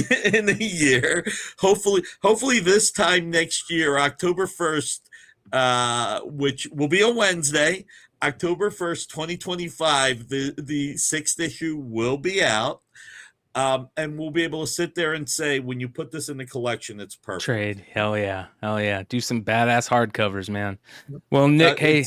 Well, great. And Nikki, and I just want to say something that I didn't get to say to Sarah, but I'm sure she'll watch this. There's a certain not hesitancy. What progressing? I can't think of the word right now. There's a certain urgency to getting as much of this IP back out into press every generation, every 10 years, to make sure this stuff is constantly recirculating, because if not, it is going to be crying shame if some future generation has no idea who Frazetta is. That'll never happen. Exactly. It won't happen. I agree with Brian, but I will also say Dennis is right that the full body of potential people who should know about Frazetta should know about Frazetta. You don't want to lose anybody if you can.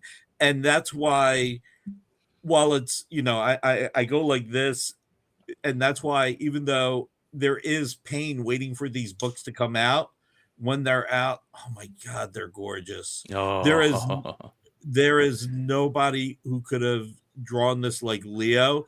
And trust me, when we were in the middle of issue number 2 and issue number 2 was taking forever, we're like, being pragmatic, we're looking at other artists, and Matt and Sarah and Joey and Joe Ryban are sitting there going, there's nobody. Yeah, this one artist is like A-, but Leo's A+. This one artist will definitely be it, but even if some people won't realize, we'll know. And we need to just keep it going. Anyway, I ate up more of your time than the 2-minute story, so I apologize. Guys, thank you for the interview with Sarah was fantastic. You guys rocked it. Thank you for plugging the Transformers. I really appreciate it. And now we're going to expect some of that Transformer money to go into Frazetta Fest, as Dynamite is the exclusive sponsor of it. Well, see, here's the thing about Frazetta Fest. Let's say something that maybe is a little forward of myself, but I think that the the two mascots, so to speak, not mascots, but the two iconic characters of Frazetta Fest are Death Dealer and Vampirella. I agree. I think on a lot of levels, you know, as much as we all love Fire and Ice and everything else, those are the two most iconic characters that people would know. And I'll add we need to find out where the surviving members of Molly Hatchet are, though. Okay. One last thing that I'll say is, you know, Sarah wrote that Vampirella miniseries, and I'm telling you, that was also gut instinct. And what she did in having her grandfather in the comic, like there was just her. The one thing about Sarah is she, and I say this as a compliment, she has no filter for bullshit. She just doesn't. So I knew in my having a conversation with her, she would either tell me she could do it or she couldn't. And she was reticent. But, you know, I think part of the conversation was, if it's not working, we'll know before we go into the art. But yeah, I mean, it's just, yeah, I mean, and her cover's great. And Lucio Perillo like freaked out that he got to do, when he found out Sarah was writing this and he got to do his Frazetta homage, he was like, oh my God, this is a dream come true. And when Sarah saw this, she was freaking out. I mean, it was perfect. And I'm telling you guys, like, next time you get a chance, not now, like, scan a few pages and show the pages of Frank painting. It is just so meta and so perfect. And Sarah working with Bob just, you know, really pulled it together. Matt was a great editor for them. It was just fantastic. So yeah, guys, have a great one, and we will talk soon. All right, talk to you care. later. Later, Nick. Tomorrow, Nick. Yep, call me tomorrow. Take care, buddy. Okay. Good stuff. Yep. Nicky B, shout out to Nick Barrucci. He's one of the best. He's one of the good guys in this game. Well, what's great about Nick is Nick could write a biography and never actually talk about a comic, but talk about his whole industry life and everything that he's gone through without actually mentioning a comic. That's what's cool about this industry. You get a point where the stories really outmassed everything else in the comic book industry, which is very unique. Yeah. I want to show you guys something. You know, we watched that video a few weeks back of Pop's Comics going to what's his name's house, and Mike Carbonaro. And when we were watching that, we also brought up the KOCH Warehouse. Okay. And I saw that video. Yeah, go ahead. They're getting ready to shut that place down. They're keep on telling them, hey, we're going to shut it down, so you might want to come out for the last time. So Pop's Comics went back to the warehouse, and I want to show you guys something that is absolutely blew my mind. So it's going to take. So this is him going through the warehouse. Shout out to Pop's Comics, you guys. He's got great content. This is him going through the warehouse, and you can see just how crazy the warehouse is. It's toys, comics, magazines, and it's just like unbagged, some bagged, some boards, you know, it's just discombobulated everything, you know. And so he's going through all these, and it's a really good show. It's a really good, you know, thing where he's showing everything that he's grabbing, and it's just you know, go watch the entire episode. But the part at the end, this is what I want to show you. This is amazing. Check this out.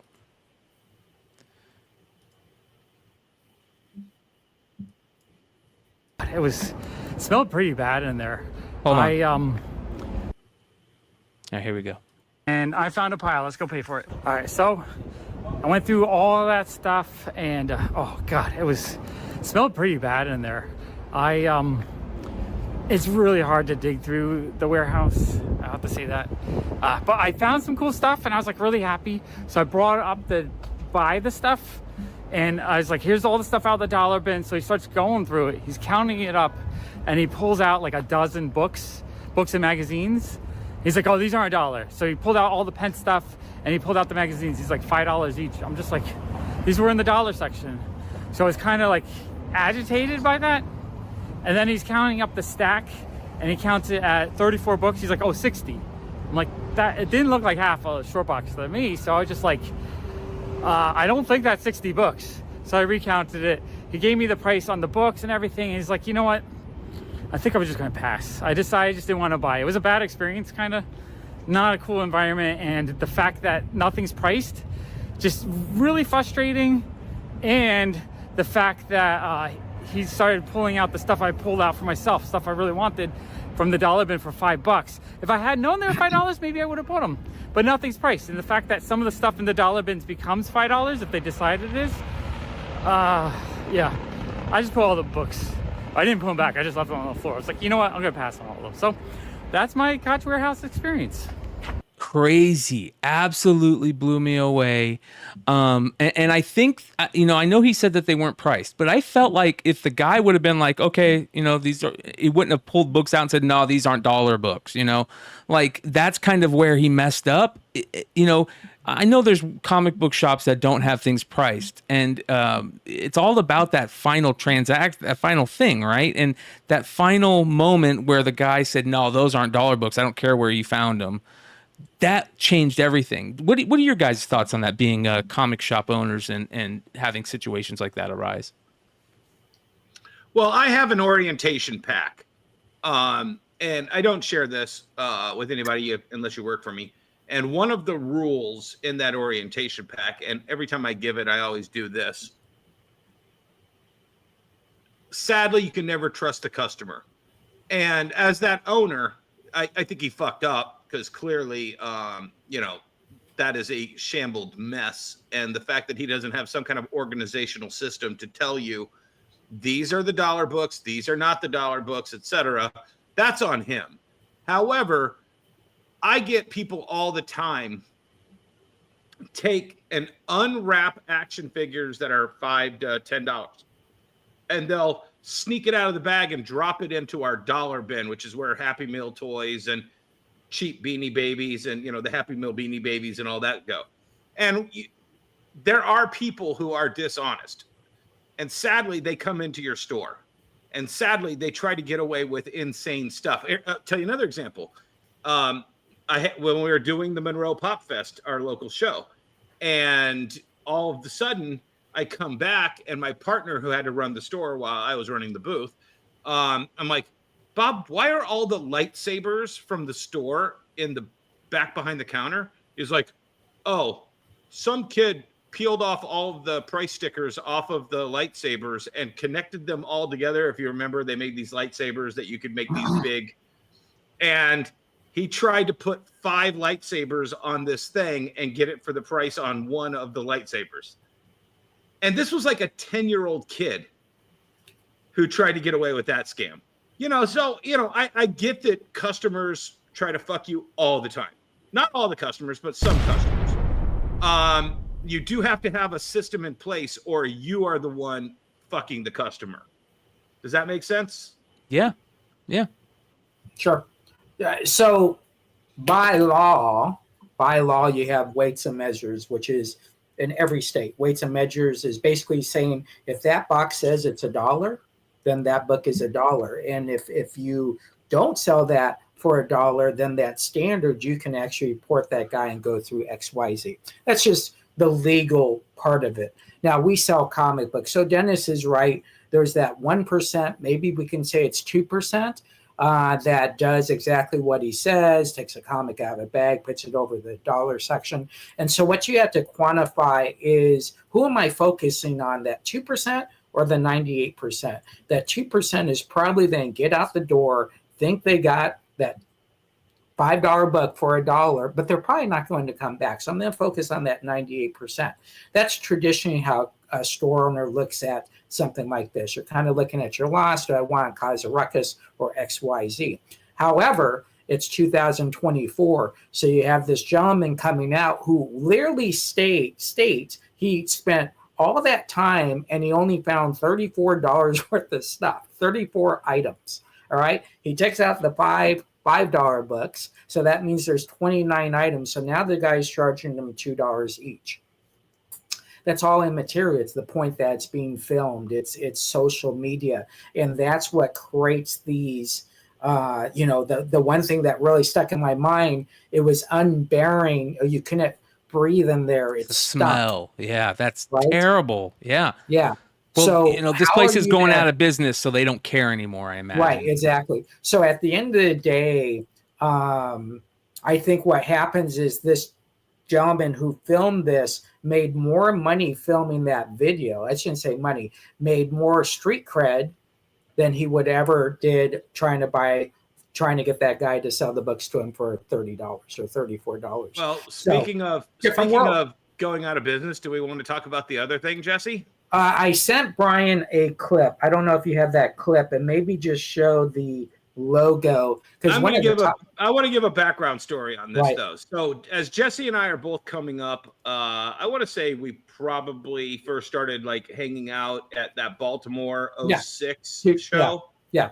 Yep. And that's that Baltimore 06 is where a lot of things started happening in the comic book industry. It was actually a very kind of a prosperous, innovative year in the comic book retail industry on the retail side. And we started a little, I guess, friendship circle of you, me, George Chase, who's the famous retailer that gave John Bernthal the Punisher comics in Ventura when George was in Ventura. And one of our other friends, Randy Myers, Aaron Harlan. Aaron and Randy owns Collector's Corner. Collector's Corner, correct? Yeah, in Baltimore. So we've known each other for almost 20 years. Yeah. Been social media friends before, Facebook, etc. So Randy, over the last several years, he's been real quiet. But he goes through his little introspective periods, focus on family, etc. So I didn't give it any mind. I've called him a couple times throughout the last 2 or 3 years to go, hey, is everything okay, bro? Because, oh yeah, no, I'm just trying to get my customers to come in and blah blah blah. And I was like, oh yeah, no problem, bro. I just want to make sure if you ever have a problem, just give me a call, man. I just love talking to you, bro. And so Jesse sends me this message yesterday, Jesse. Yeah. So it says, unfortunately, it looks like if sales do not increase dramatically between now and the end of October, even with us being the last remaining comic book shop in Baltimore County, I may have to close the stores. I have been racking my brain and living with more stress than maybe any other time as a business owner. And when it comes down to it, it looks like they're going to close, which sucks. Yeah. So, man. Jesse, you want to talk about the do's and don'ts of this? Yeah. So regardless of it being Randy, who I consider... And that's why I wanted to say... Yeah. So Jesse and I love Randy. We love Randy, so we don't want this to be about Randy. But what we want to really talk about is stores that choose maybe not when they're trying to rack their brain, then they're trying to think of how to do this. Well, let's use common sense. What are the common sense venues in the comic book world? Obviously, it's static sales on eBay, whatnot, and all those companies, Amazon, and you also have live streaming. So those come into the mix. So what I find interesting is when stores across the nation do help us stay in business, and they do X, Y, Z, and they do it, and they got these big sales, right? 50% off, 75%, come on in all week. And then they send me the invite, and they're in Washington, the state, and I'm in Florida. So I can't partake in this. Right. So what we want to kind of say, my personal opinion, is find those platforms that might not help us make it through October, where you're doing something that pivots, that allows you to already think into February and March and April with the common sense stuff. You don't have to have clearance sales to garner sales. You have to have people able to buy from you worldwide, and that's what usually solves your problem, right? The old saying is sales solve everything.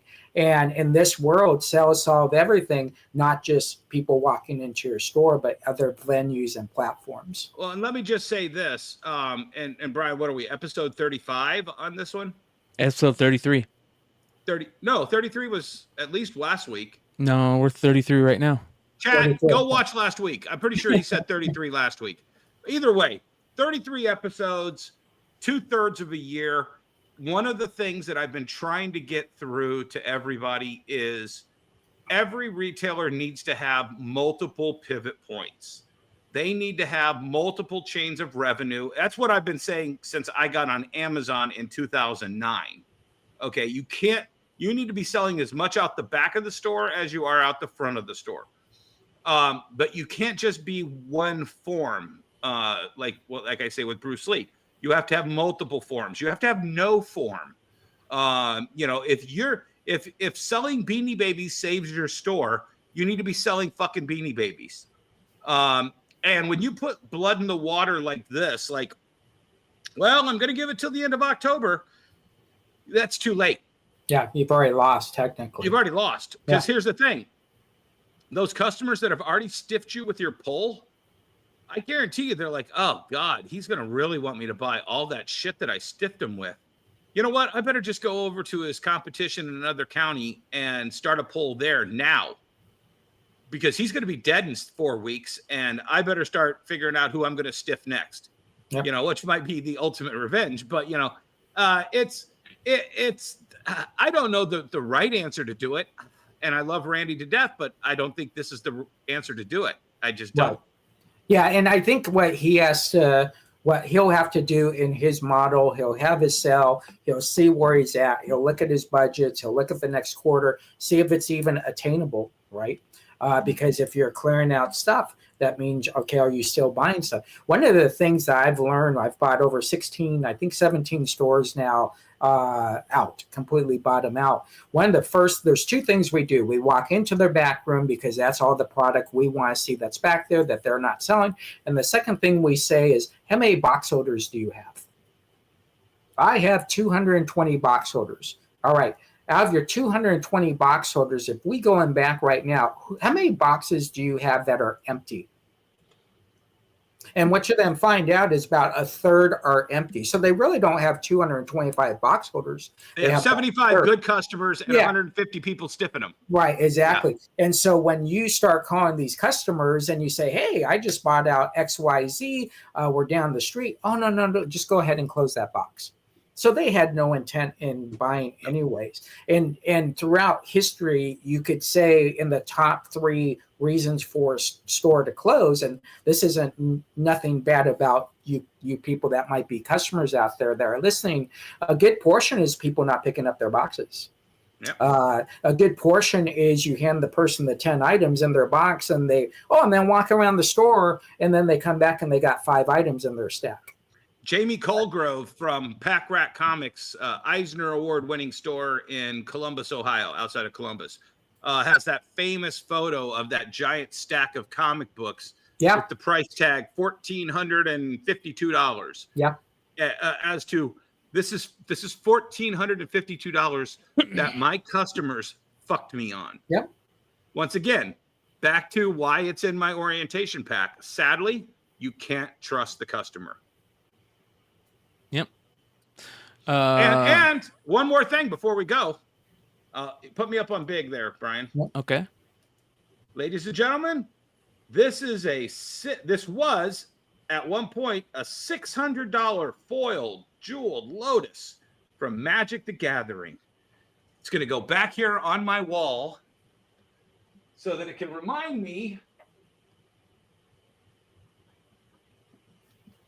never sink huge amounts of money into inventory that a company can literally Thanos blip out of existence and make worth, I think that's $50 now. Yeah, Yep. we looked at the sales the other day on Wednesday night. Yeah, they're like $50. It's sad. Yeah. A week ago, So, you 2 know weeks what? ago, they were selling for It's going to $600. sit right over here next to Ric Flair to remind me, don't sink money into baubles like that. Yep. Yeah. Yeah. Well, there is something that is very interesting that's happening at the end of this week. At the end of this week, Friday, starting at let's see here what time it is. At Friday at 10 a.m. Pacific Standard Time. So that's going to be 1 p.m. Eastern, right? 1 p.m. Eastern this Friday. There's going to be an amazing new comic that's going to be available. A Lady Death Todd McFarlane.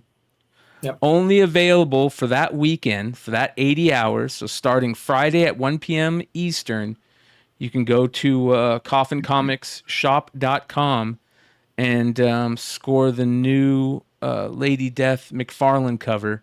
They're only going to be printing those copies that are ordered, the amount of copies that are ordered in that 80-hour time limit, and they're all going to be serial numbered. Yep. Yeah. This is I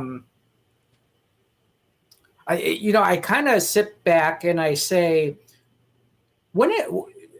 shouldn't this be the way you would do your business, right? Is if you said, all right, I forgot what Nick was talking about that had the 41,000 Terminator. And if you look back, I forgot what company it was, they would serial number all their books. I think it was 93, 94. Everything had a serial number. 10,263. Now they would do each one, right? So 5 of 10,263 and all this stuff. This makes sense. Would you not want to buy something that is made to order that is capped, right? Uh-huh. So we're not saying there's only 5,000 copies. So, the guy goes in, he buys 100, your friend buys 50, this guy buys one, boom, boom, boom, boom, boom. No, at the end of the day, this is what we have. We have this number. 4,793. Now, here's the difference. And this is what I then explain to you guys that are different. This is Lady Death. All right. I come from Lady Death country, Glendale, Arizona, pretty much Lady Death country. Collections come in. Okay, what do you got? I got everything, but I kept all my Lady Death. People are not going to be selling 4,651. Why? Because that's theirs. All right. They'll then be keeping the receipt that says 4,061 and 31 or whatever. So you're not going to see a lot of these hit the surface from this group. Now, I will tell you, and I'm sure I can talk about this. There is, I believe there's a group of retailers that can buy this, that can buy them in numbers. Okay, that will help these numbers go up a little. And so you will see 5 or 6 retailers probably have these for sale. But the people themselves buying this, they are not flipping this. This is iconic. This is, 35 years in the making? Well, this image is an old image. I think it's from 2012. Yeah, 2012. Yeah, 2012 Phoenix Comic Con cover. Yep. But I'm talking about Print. the relationship between Todd McFarlane and oh Bryan yes, McClay. yeah. And so you got this relationship. Todd McFarlane just doesn't say to someone, "Oh yeah, go ahead and do that." So great stuff. And the other great thing about this, these guys are only like 7 to 10 miles apart from each other. I know. I wish they would do more work together. Yeah. And so seeing something like this is just, I just think is very, very cool for the Lady Death fan, for the Coffin Comics fan, for the family, the Polito family, his team. I think to be able to partake in this only for 80 hours, I think is awesome, right? So great idea. October 4th, I believe it ships November something, but great stuff. Yeah, I'm looking forward to that. I like to see them using that Topps kind of auction model that Topps is killing it with on their Topps Now cards, which is very interesting. That is awesome. I know you didn't even Google that. That's the crazy part. Nick did not Google Lightning Comics. What? Lightning Comics was the company that based all their Serial numbered. legacy, all their numbers based on store orders. Really? I remember Lightning Comics. That was early. Was that like Creed and it was Matt Martin part of that, or was I feel like there was no, it wasn't Creed, because Creed was Utopia or something like that. Moxie. I feel like there was something from that. Yeah, Moxie Lightning might must be have been one. around Detroit or had one of their biggest retailers around here, because we get so many Lightning comics, and they did so many. Blood something was their big title. Yep, Blood Rain. Yeah. And so we get so much of their back stock through here. Through my bulk purchases, etc. Yeah. I want to give out one more shout out before we go, guys. So I just got word this week that my 92-year-old grandmother is in hospice. I don't know when she's going to go here, but she's lived a great life. But this is the grandma that gave me the box of funny books to take up to the barber shop that allowed me to trade 2 for 1 for all of my personal collection, Byrne, Claremont, X-Men, my Avengers, my 180s era Avengers, Fantastic Four. She kind of helped get me on my track of comic book collecting, guys. And just a shout out to my grandma. Amen. Shout out to grandma. Who supported my love of comic books. Yep. Yeah, there's always someone. Mine is Tom Heiner. Tom Heiner hired me in 1982. Actually, his wife forced him to hire me, but that's a different story. Mary Heiner, who just recently passed away, and Tom is still going now. He still goes at conventions. So we all have that first person that said, "Here you go, kid."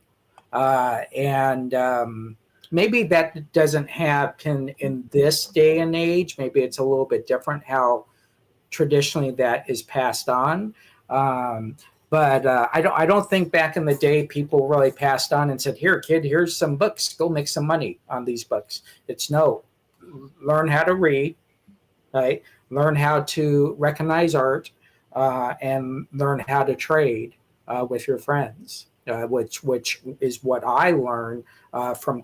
I would say the biggest thing I learned from comics from 1982 up is that at a young age being able to learn how to trade with friends equally. Yeah, that's a big thing. There's something that collecting something teaches you.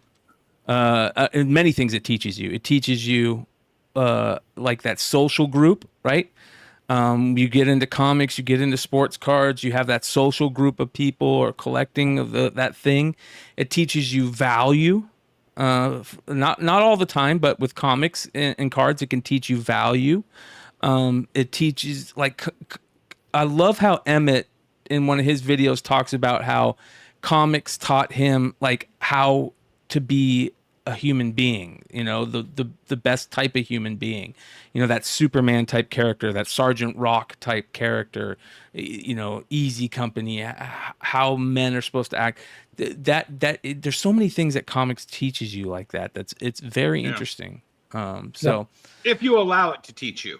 Yes. Yeah. And again, we could be in that, it would be interesting to look at, and Dennis, we send our prayers to you and your family as well. But it's interesting if we saw how the new age demographic comes in and how they become a comic book fan versus a comic book seller. The seller versus comic book fan, not that it's equal. I know it's not equal. It's probably 70 to 30 that people come in just start selling, right? but that's much higher than when I started, when Dennis started. Maybe it was 5% that just came in and said, oh yeah, I want to make money and blah, blah, blah, blah, blah. And that group of people are missing out on the stories of a Nick Barrucci, right? The stories of a Sara, the 30 guests that we have had on that have come on to kind of tell us stories when we're kind of like, well, tell us about your project, but it really gets back into the stories, right? So very, very neat. I think the opportunities for the comic book world is immense. There was one other thing that we want to talk about, Dennis. I know you got to get out of here, so if you want to stay, if not, no, I'm good. Okay. I apologize, everybody. Also, I've been getting texts all evening from my cousins, and my mom is traveling to Illinois right now. Sure. And so I've been a little distracted, and I apologize to our guests and my hosts. But I want to make sure I'm there for my mom, even if I can't be down there. Yeah. Amen. Exactly. Amen. Yeah. Do what you got to do. But go ahead, Jesse. So there was one more topic we wanted to talk about, and that was a new platform that I know Bryan has talked about on his shows for the last 6 to 8 months, off and on, and now we're in reality. And the reality is the Walmart collectible marketplace has begun. They have literally put out the word that if you want to sell for Walmart on their marketplace, now is the time to actually apply. Now, I will tell you, for people out there that are very excited about the criteria to make this is extremely, extremely hard. But if you are the chosen few, I will tell you the first thing that you want to learn, and this is something for anybody. The first question I ask anybody when it comes to live streaming is a very simple thing. Tell me about your shipping. Do you know how to ship? Because if you get 100, if you have 100 orders today, can you ship? Go ahead, Dennis.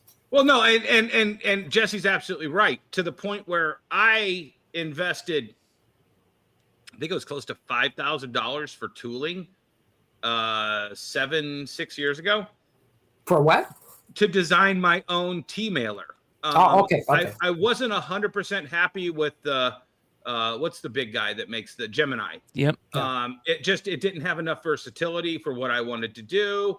The Diamond T-mailer I stopped ordering because I wanted to punish them for all of the other problems that they had. So I just won't give them the money for their T-mailer. So I designed my own T-mailer, and I think, Bryan, I've sent you books before and you've received them. And I know Red Hood opened them up on the live on one of the shows. Those T-mailers, every one of them, I paid just a little bit more to make sure every one of them says wonderworldcomics.com. Because when you make something like that, and it's such a great product, and it has people reusing. I've had people send me back a T-mailer. Yeah. With my own T-mailer. Yep. How many books can you fit in it?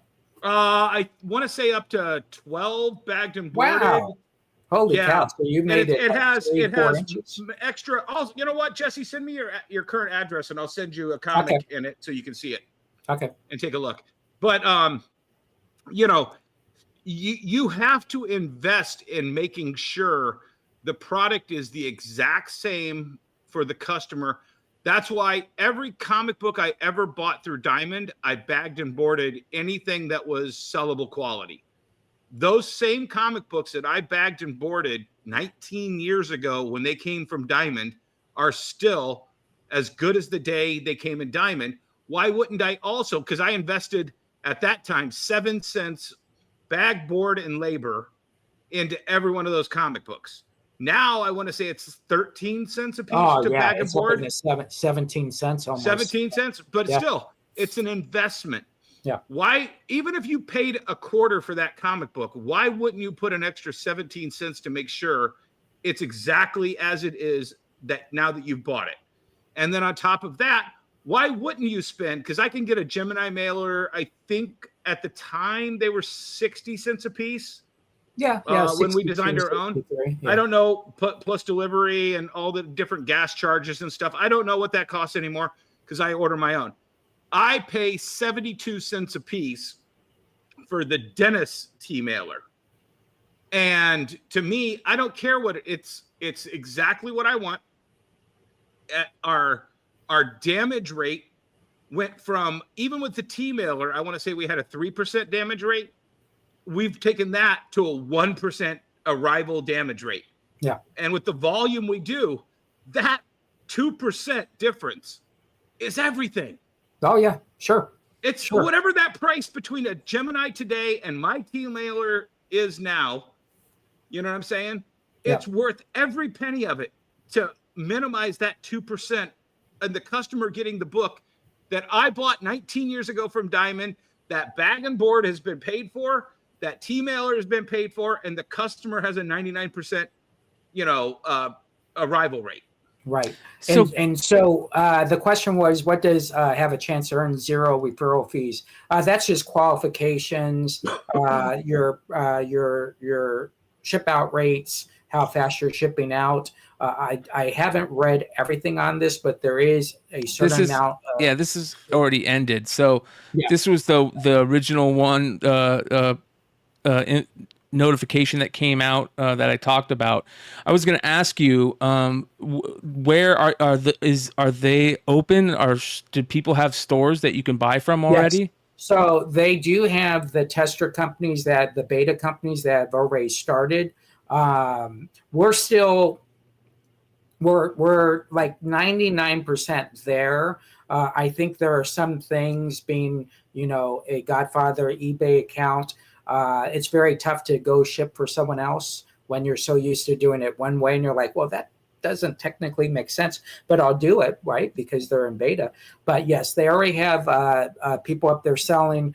They're going to be doing live sales. They're going to be doing a lot of cool things as we get into the negotiation parts with them. We're trying to make sure that we can actually keep up with it. As you two know, on a Monday, I ship anywhere from 700 to 1,200 books. Okay, well, what if I sold 300 books on by Monday morning from the weekend? Well, how would I ship those 300 books and stay within Walmart standards, which is the largest retailer in the world? Looks like they did a McFarlane live stream. Yeah. Wow. Now keep in mind, all these guys that are in the top positions are coming from the best live stream companies. What Walmart went out and got was the best e-commerce live streamers that are in the upper levels, not actual people that sell. What's funny, in the top positions, no one is actually sold live streaming, which is busting me up. When you're talking to them, you're like, well, what do you mean you got to turn on your camera? Well, that's how you live stream, right? And so I think this is a great opportunity for people that have a little bit more inventory, has some good standard integrity on getting good product out. But this is not for someone who has 500 items, one item each. This is something what me and Dennis are experts at, of having a lot of evergreen. 300 of this, 200 of this. I have Marvel BOGO cases of trade paperbacks that I haven't even opened yet. Yeah. In the warehouse. I just found a half a pallet of BOGO, like Deadpool, Nut Job trade paperbacks and stuff like that. It's like, shit. I guess I should probably get that out of here. Yeah, exactly. And so that's what a great thing is there. And then, Brian, I sent you something else that I wanted to talk about. I don't know if you have the CBSN live thing. So that's that. And then I have a new adventure coming up that we have worked for the last 11 months in. Dennis, Brian will be partaking on this. This is CBSN Live. CBSN Live is its own entity on a huge platform. We'll start off with about 25 to 30 sales, all extremely vetted customer sellers across the nation. You'll be able to shop with 24/7, not just stagnant sales, but you're able to sell buy on live streaming as well. It is on the eBay platform, but CBSN Live is actually its own entity away from the, eBay Live. So we're very excited about that. We've worked for about 9-10 months just on contracts to get it out. As one of the first live streamers 9.5 years ago. This is kind of what my goal was, and we have achieved that goal. So we start this weekend with the first 2 live streamers who I think have already done betas. So so we're very excited about it. And I will tell you, there's nothing that I have done, or Dennis or Bryan, that we said that we wanted to do that we could not attain it in the comic book industry. And as long as you're willing to take the answer no, then you're fine, because no just means you haven't convinced me yet. And so work hard, folks, but I just want to let you know this is my new project. I'll still be doing Just James Comics live on eBay Live as well. So I got an announcement. Oh, I'm sorry. Go ahead, Bryan. I want to talk about this a little bit more. Can you talk about what this involves? You said that you're going to have vetted sellers. Explain a little bit about what CBSN Live is going to be. So what Comic Book Shopping Network obviously has been a company that's been going for 9 years. It's a Facebook page. It's one of the first Facebook page group live selling groups, live selling forums ever, and then Whatnot and all that came in afterwards. But we always did it just to help people to pay their bills. And so what we wanted to do was we wanted to vet sellers on a lot of metrics. And the first metric was, can you ship? It's always the first metric. The second metric is, tell me about your customer service. Can you respond to a question? Can you handle issue that might happen? Customer comes in or book comes in damaged or whatever, XYZ. Can you handle that? And the third thing is, I need to know if you have inventory. Because if you're going to do live streaming and you think you're going to start off with 5,000 books as your starter pack, you ain't making this. Not in live streaming. That's maybe for the basic seller. That's maybe 2 months of selling. So you can sell 24/7 on Comic Book Shopping Network Live. We will do blocks. We don't want people overstepping each other unless they're selling completely something different. And they can sell whatever you want. One of our shows is selling pinball machines, right? And statues from the movie sets and all that. And so the vetting is really based on, when I say the best of the best, it's kind of my criteria, what I consider as someone who has 92,000 plus feedback and no negatives. So I want people kind of, and I'm not saying you got to have that much feedback and not have negatives, but that goal to just be the best. We'll be at over 40 cons in 2025 across the nation. We're dealing with almost every publisher but 3 publishers, who I'm not going to mention who those 3 publishers are, but those publishers are then be working with at the end of the day, where we have our 100 sellers or 100 plus sellers, they'll be working with those 100 plus sellers. So we're very, very excited to work with the Michaels of the world and the Bryan McClay, Kincaids, and the Ultimate Comics, Alan Gill and Aaron from a comic shop, Joe Massimo, Buku Comics, who sells a buttload of comics. These 2 guys right or left of me.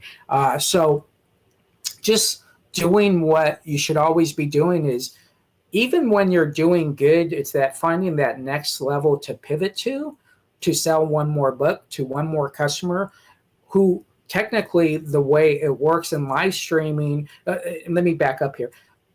The original way, the reason for live streaming was created for people that were orphan customers that didn't have comic book stores in their city, so they could go and buy on live streaming. But what we started to find out is, if you were good and you create, like Sara said, a great experience, and you're having fun, and you're in my show we're on 1762. Welcome to the clubhouse, and everybody knows each other, and that's what you're trying to create. You're trying to create this community around the world. It's the new comic shop.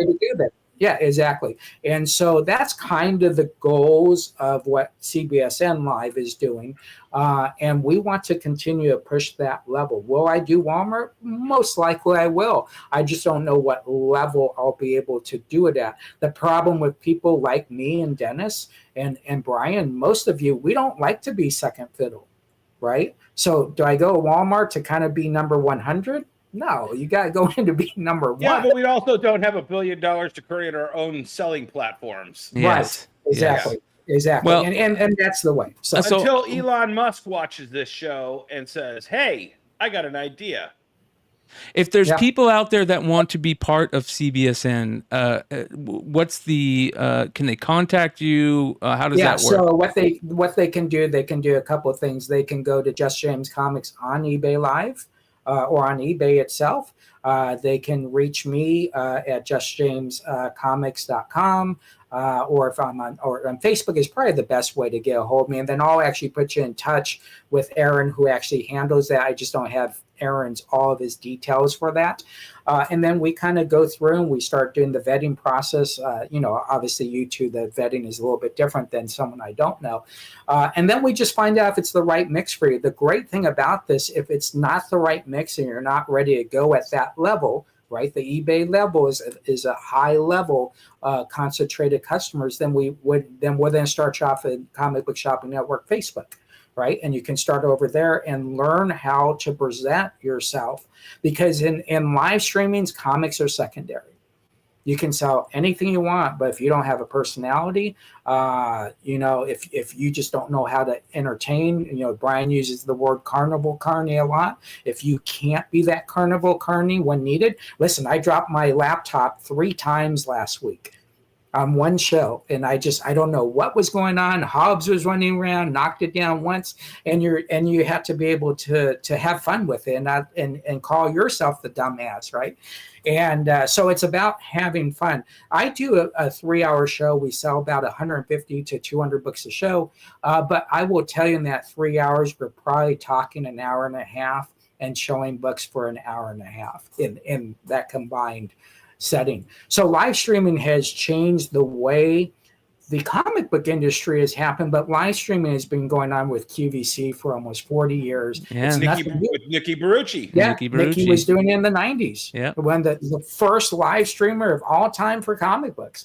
And so it takes us a while. It takes the comic book industry a while to catch up to the modern time. And what we're very good is catching up to the modern time. There was a great question there, which I've been sent to Bryan, is will they have a counter on that McFarlane book saying where it's at? I think that's a fantastic idea, and I will pass that on to Bryan and make sure you get credit for that as well. But and again, I guess my final part about this is I started in 1982, and other than Jack Kirby, I didn't know who anybody looked like until 92, 93, 94, when Wizard Magazine had no idea. And so we live in a world now where we can connect with someone, a Sara Frazetta, in just like that. Yep. Yeah. Social media is a wonderful thing, man. Yeah. It's a bastard and it's a great thing too, man. Exactly. Yeah. And wait until after show when I tell you who we have for upcoming too. Well, I want to shout out Nick GQ, who did bring up something that I wanted to talk about real quick that I just saw. He said, pull up Mark Spears Monsters. And I want to talk about Mark Spears Monsters because Mark Spears is one of my favorite artists right now. I was very lucky to find Mark really early on. And I really championed his Kickstarter, and he did this Kickstarter for Monsters, and I just fell in love with it, and I talked about it a ton. And he fulfilled the Kickstarter, okay, and at the same time, he took that Kickstarter went so well for him. It might not have done 400,000 or 600,000 like Nikki's doing, right? But it did so well for him that he said, you know what, I'm going to try and sell this idea, this comic, to see if a publisher wants to do it. And he went to every single publisher that there is. And they all turned him down, all right? And except for one, Keen Spot. Keen Spot said, you know what, let's do it. And Mark Spears' Monster book is the hottest book in comics right now. A book that was a $4.99 cover price is now selling for up to $150. And I just want to shout out Mark Spears and show something that kind of made me proud that I saw the other day. I'm going to toot my own horn a little bit here. This was Mark Spears on one of his local, one of the comic shops in his area. I believe he lives in Alabama, that area. Has a YouTube channel. They're called Haven Comics, and they had Mark on, and Mark was going to come out and do a signing in the store, and Mark was talking about it. And this is pretty cool. I happened to just see it live, and he said this. This is kind of cool. Apple has left. Golden Apple talked to me yesterday and said they're all out except those 2 covers. So it's really interesting. So I just don't know. If it was me buying them, if I was going to go get one, I would buy them all. But no, hear me out though. Think about this. They are gone at Diamond. And then they can't get, all that. The reprint, the second printing is going to have a different cover. So it ain't like you can go, well, I'll just get that one when they do a. I believe it's the first ever Keen Spot book to have a second printing. Second printing of that cover. We're not doing that. I'm doing a Halloween cover because I want to do something for the Halloween season. So nice. Oh yeah. Now see, I very rarely buy second printings, but I'll definitely be buying that one. And see, that's why I did that. Love the Days of Future Past. Oh man. Hey, and on Bryan, while I'm thinking about him, he is instrumental in getting this comic to be everywhere like that. He supported the Kickstarter. Not only did he do that, he went on Beyond Wednesdays, his show, and was telling everybody about me. I never knew him at that time or anything. And he was telling all these people. After that day, he did that. I probably had 25 new Kickstarter backers the next day. See, that's a guy with good taste and influence. I agree. I agree. It was a. So thank you, I Mark. knew there was a kicker there. But Bryan, more importantly, you're understanding what Jesse and I have been talking about for 33 plus episodes. Your brand is expanding and growing. Okay. And you've, I think, really worked on your brand personally over this last year. Yeah, big time. And I want to shout out to you on that because honestly, your brand was all over the place 4 years ago. Mm-hmm. I didn't know. I knew McClay. I knew him on the top 10, but whose top 10 is it? Ben, and then Ben Stein. Is it Ben S? Is it this Ben S? Is it that Ben S? I don't know. Everybody has really upped their game on the brand game. And I'll tell you what, that's one of the biggest things that Jesse and I have talked about for over 15 years, 20 years. That's who I've learned it from. Your name and your brand. Yep. And to see that coming through now into all the other friends that I have in this space, I just love seeing it. The fact that your little logo popped up and Spears there was like, oh, yeah, he's the first one that he backed my Kickstarter. I watched him on this show. He talked about it on this show. That's the key to all of this is be an ambassador for your brand first. Yeah. And also it's very important that the community that we're building around here, I want to say thank you to, before we call it a night, I want to say thank you to all the people that joined us tonight. This is the only show that on a regular basis has as many likes as concurrent viewers. And we actually have more likes than concurrent viewers right now. 64 likes, 61 concurrent viewers. My other shows, it's like 250 concurrent viewers and 10 likes. So I want to say thank you for everybody that hits that thumbs up button on the show. Because they know I'll come and find them if they don't hit that like button. Yeah, exactly. And that being said, I want to say thank you. I want to share my last thing here. So over on you, I sent it to you through the messenger. Okay. So I just inked a deal today, and I loaded up 3 pallets of some of the greatest stuff ever, and I handed it off to Heritage Auctions. And so I've been working on that for the last 2 days. Wow. So there will be I think out of that, they're planning on 5 different.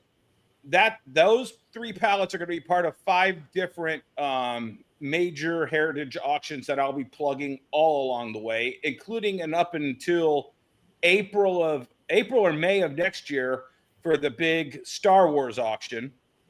So I basically just kind of opened up my vaults and said, "Hey, let's do some stuff here, guys." And they were like, "Yeah, oh, you have that? Oh, yeah." So all the kind of stuff that you see around here, this isn't the stuff. I have piles of stuff over at the warehouse, and they were just like, "Can we take this?" And I'm like, "Sure, go ahead and take that." Oh, so they flew out to you. Oh yeah. When I sent them enough pictures that they were like, "Yeah, can we come out and take a look at this?" Yeah, we need to send a crew out to get this. And I was like, "Okay, Dennis, you should have filmed that. What are you thinking, man?" You know. So here's the thing, and I want to tell everybody this. On a small level, I just did what Dennis did. And on a very small level, I went and emptied out one of my final storage lockers that had a bunch of toys in it. And I got all these bins of toys in a room, and I got all the bins set to the side because I'm going to get a freaking GoPro, and I'm going to go through the bins and put those out as videos as I'm seeing what's in them and saying, okay, this one's a good thing to sell. This one's not a great thing to sell. Yeah, this is what I'm going to do with this. I'm going to film that so you guys can all see it because that's part of the fun now. Dennis, that would have been an amazing video if you would have filmed them coming in. Oh, let's see this. Let's see this. It's not too hard to pay a person to sit there with a camera for that day to do that. Start thinking that way. I will tell you this. So when I met Jim Steranko at Traverse City Cherry Capital Con, I spent 10 or 15 minutes talking to him. And around that point, I was like, okay, I think this is getting wrapped up. Jim, can I take a selfie with you? He was like, no, put away your camera. I want us to live in this moment. Now, Jim's a very shy guy. He doesn't like, he wears a wig. We all know it. Right. We love you, Jim. Don't worry about it. We don't care. Greatest gray suit in history. Yeah. And then we spent another 15 minutes just talking, bullshitting. Those 30 minutes are better in my brain than that selfie ever will be. And it was kind of just the guy they sent out, Justin, amazing. If anybody has a massive collection of just badass shit that they want to consign, get a hold of me. I'll put you in touch with them. We talked about everything collectible for 2 straight days. Yeah. I can't put a camera on that because that was living in the moment, Brian. It's just one of those things, right. Man. I'm sorry. Yeah, I think what you have to decide is how much of your life you want socially in this business. Yeah. For me, it's a challenge because my brand is about Buc-ee's, Hobbs the Cat, the Tampa Bay Buccaneers, live selling, Sizzler. I love that Sizzler picture you posted this week. So I've kind of built my life around that. And so, I hitting 150 million views on my Google page says, okay, how did I get to 200 million? Well, no one's going to want a picture of me. They don't want me a picture with Mr. Buc-ee saying next to me in an outfit. And so it really, when it comes to self-promoting, marketing, branding, you have to find out those limits that you're willing for the public to know about. And I think that's very interesting. What I love is when people do go to Buc-ee's and they hashtag me in their post, right? That means I'm doing something right. I'm part of their life outside of comics. So you have to choose that. There's no wrong or rights to it, but I also understand what Brian is saying in this day and age. We're in this world where reality sells. Reality is very, very important. But for right now, I'm happy to have this interaction with the people who are interested in the bullshit that I do and whatnot. Sure. And I'll have the discussions as these things come up, and we can go through the listings and all that kind of stuff. Preview the auctions. I'll share those stories with you. I'm going to share a couple pictures with you right now, Brian, and I think you'll dig him. Hold on one second. While we're waiting for that, I want to real quick. I want to shout out again all the viewers and subscribers to the channel. You guys, I've been doing this I think a little over 2 years now, and we're at 2,840 subs. We're just about to hit 3,000 subs, which is a pretty big little milestone. Pretty big milestone on a YouTube channel. Every 1,000 subs.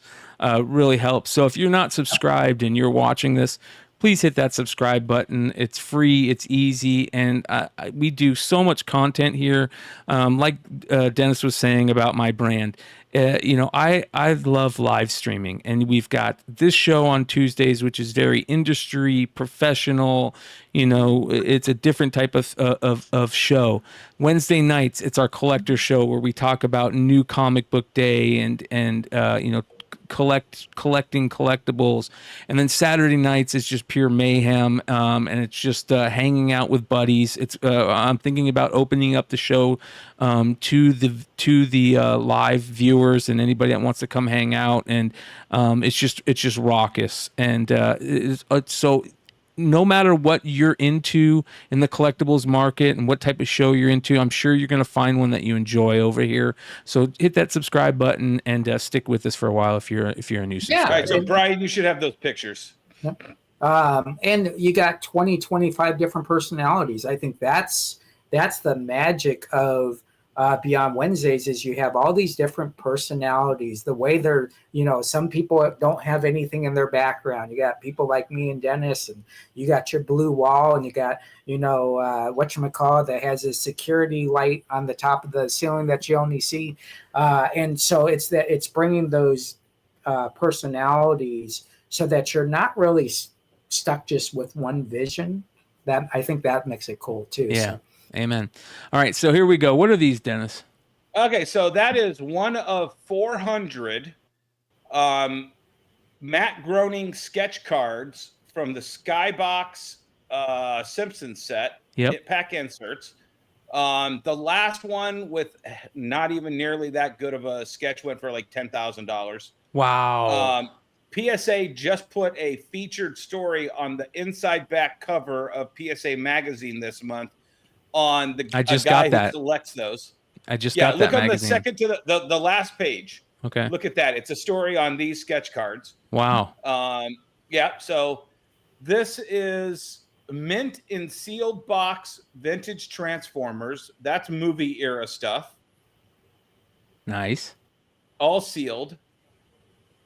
That's vintage sealed Game Boy games and a few PlayStation games. I can't really see, but Final Fantasy. There's some real bangers. $1,000 games. Zelda. If they come back decently graded. Yeah.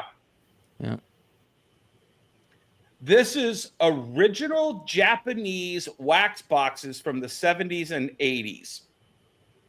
And in Japan, they do things obviously all different.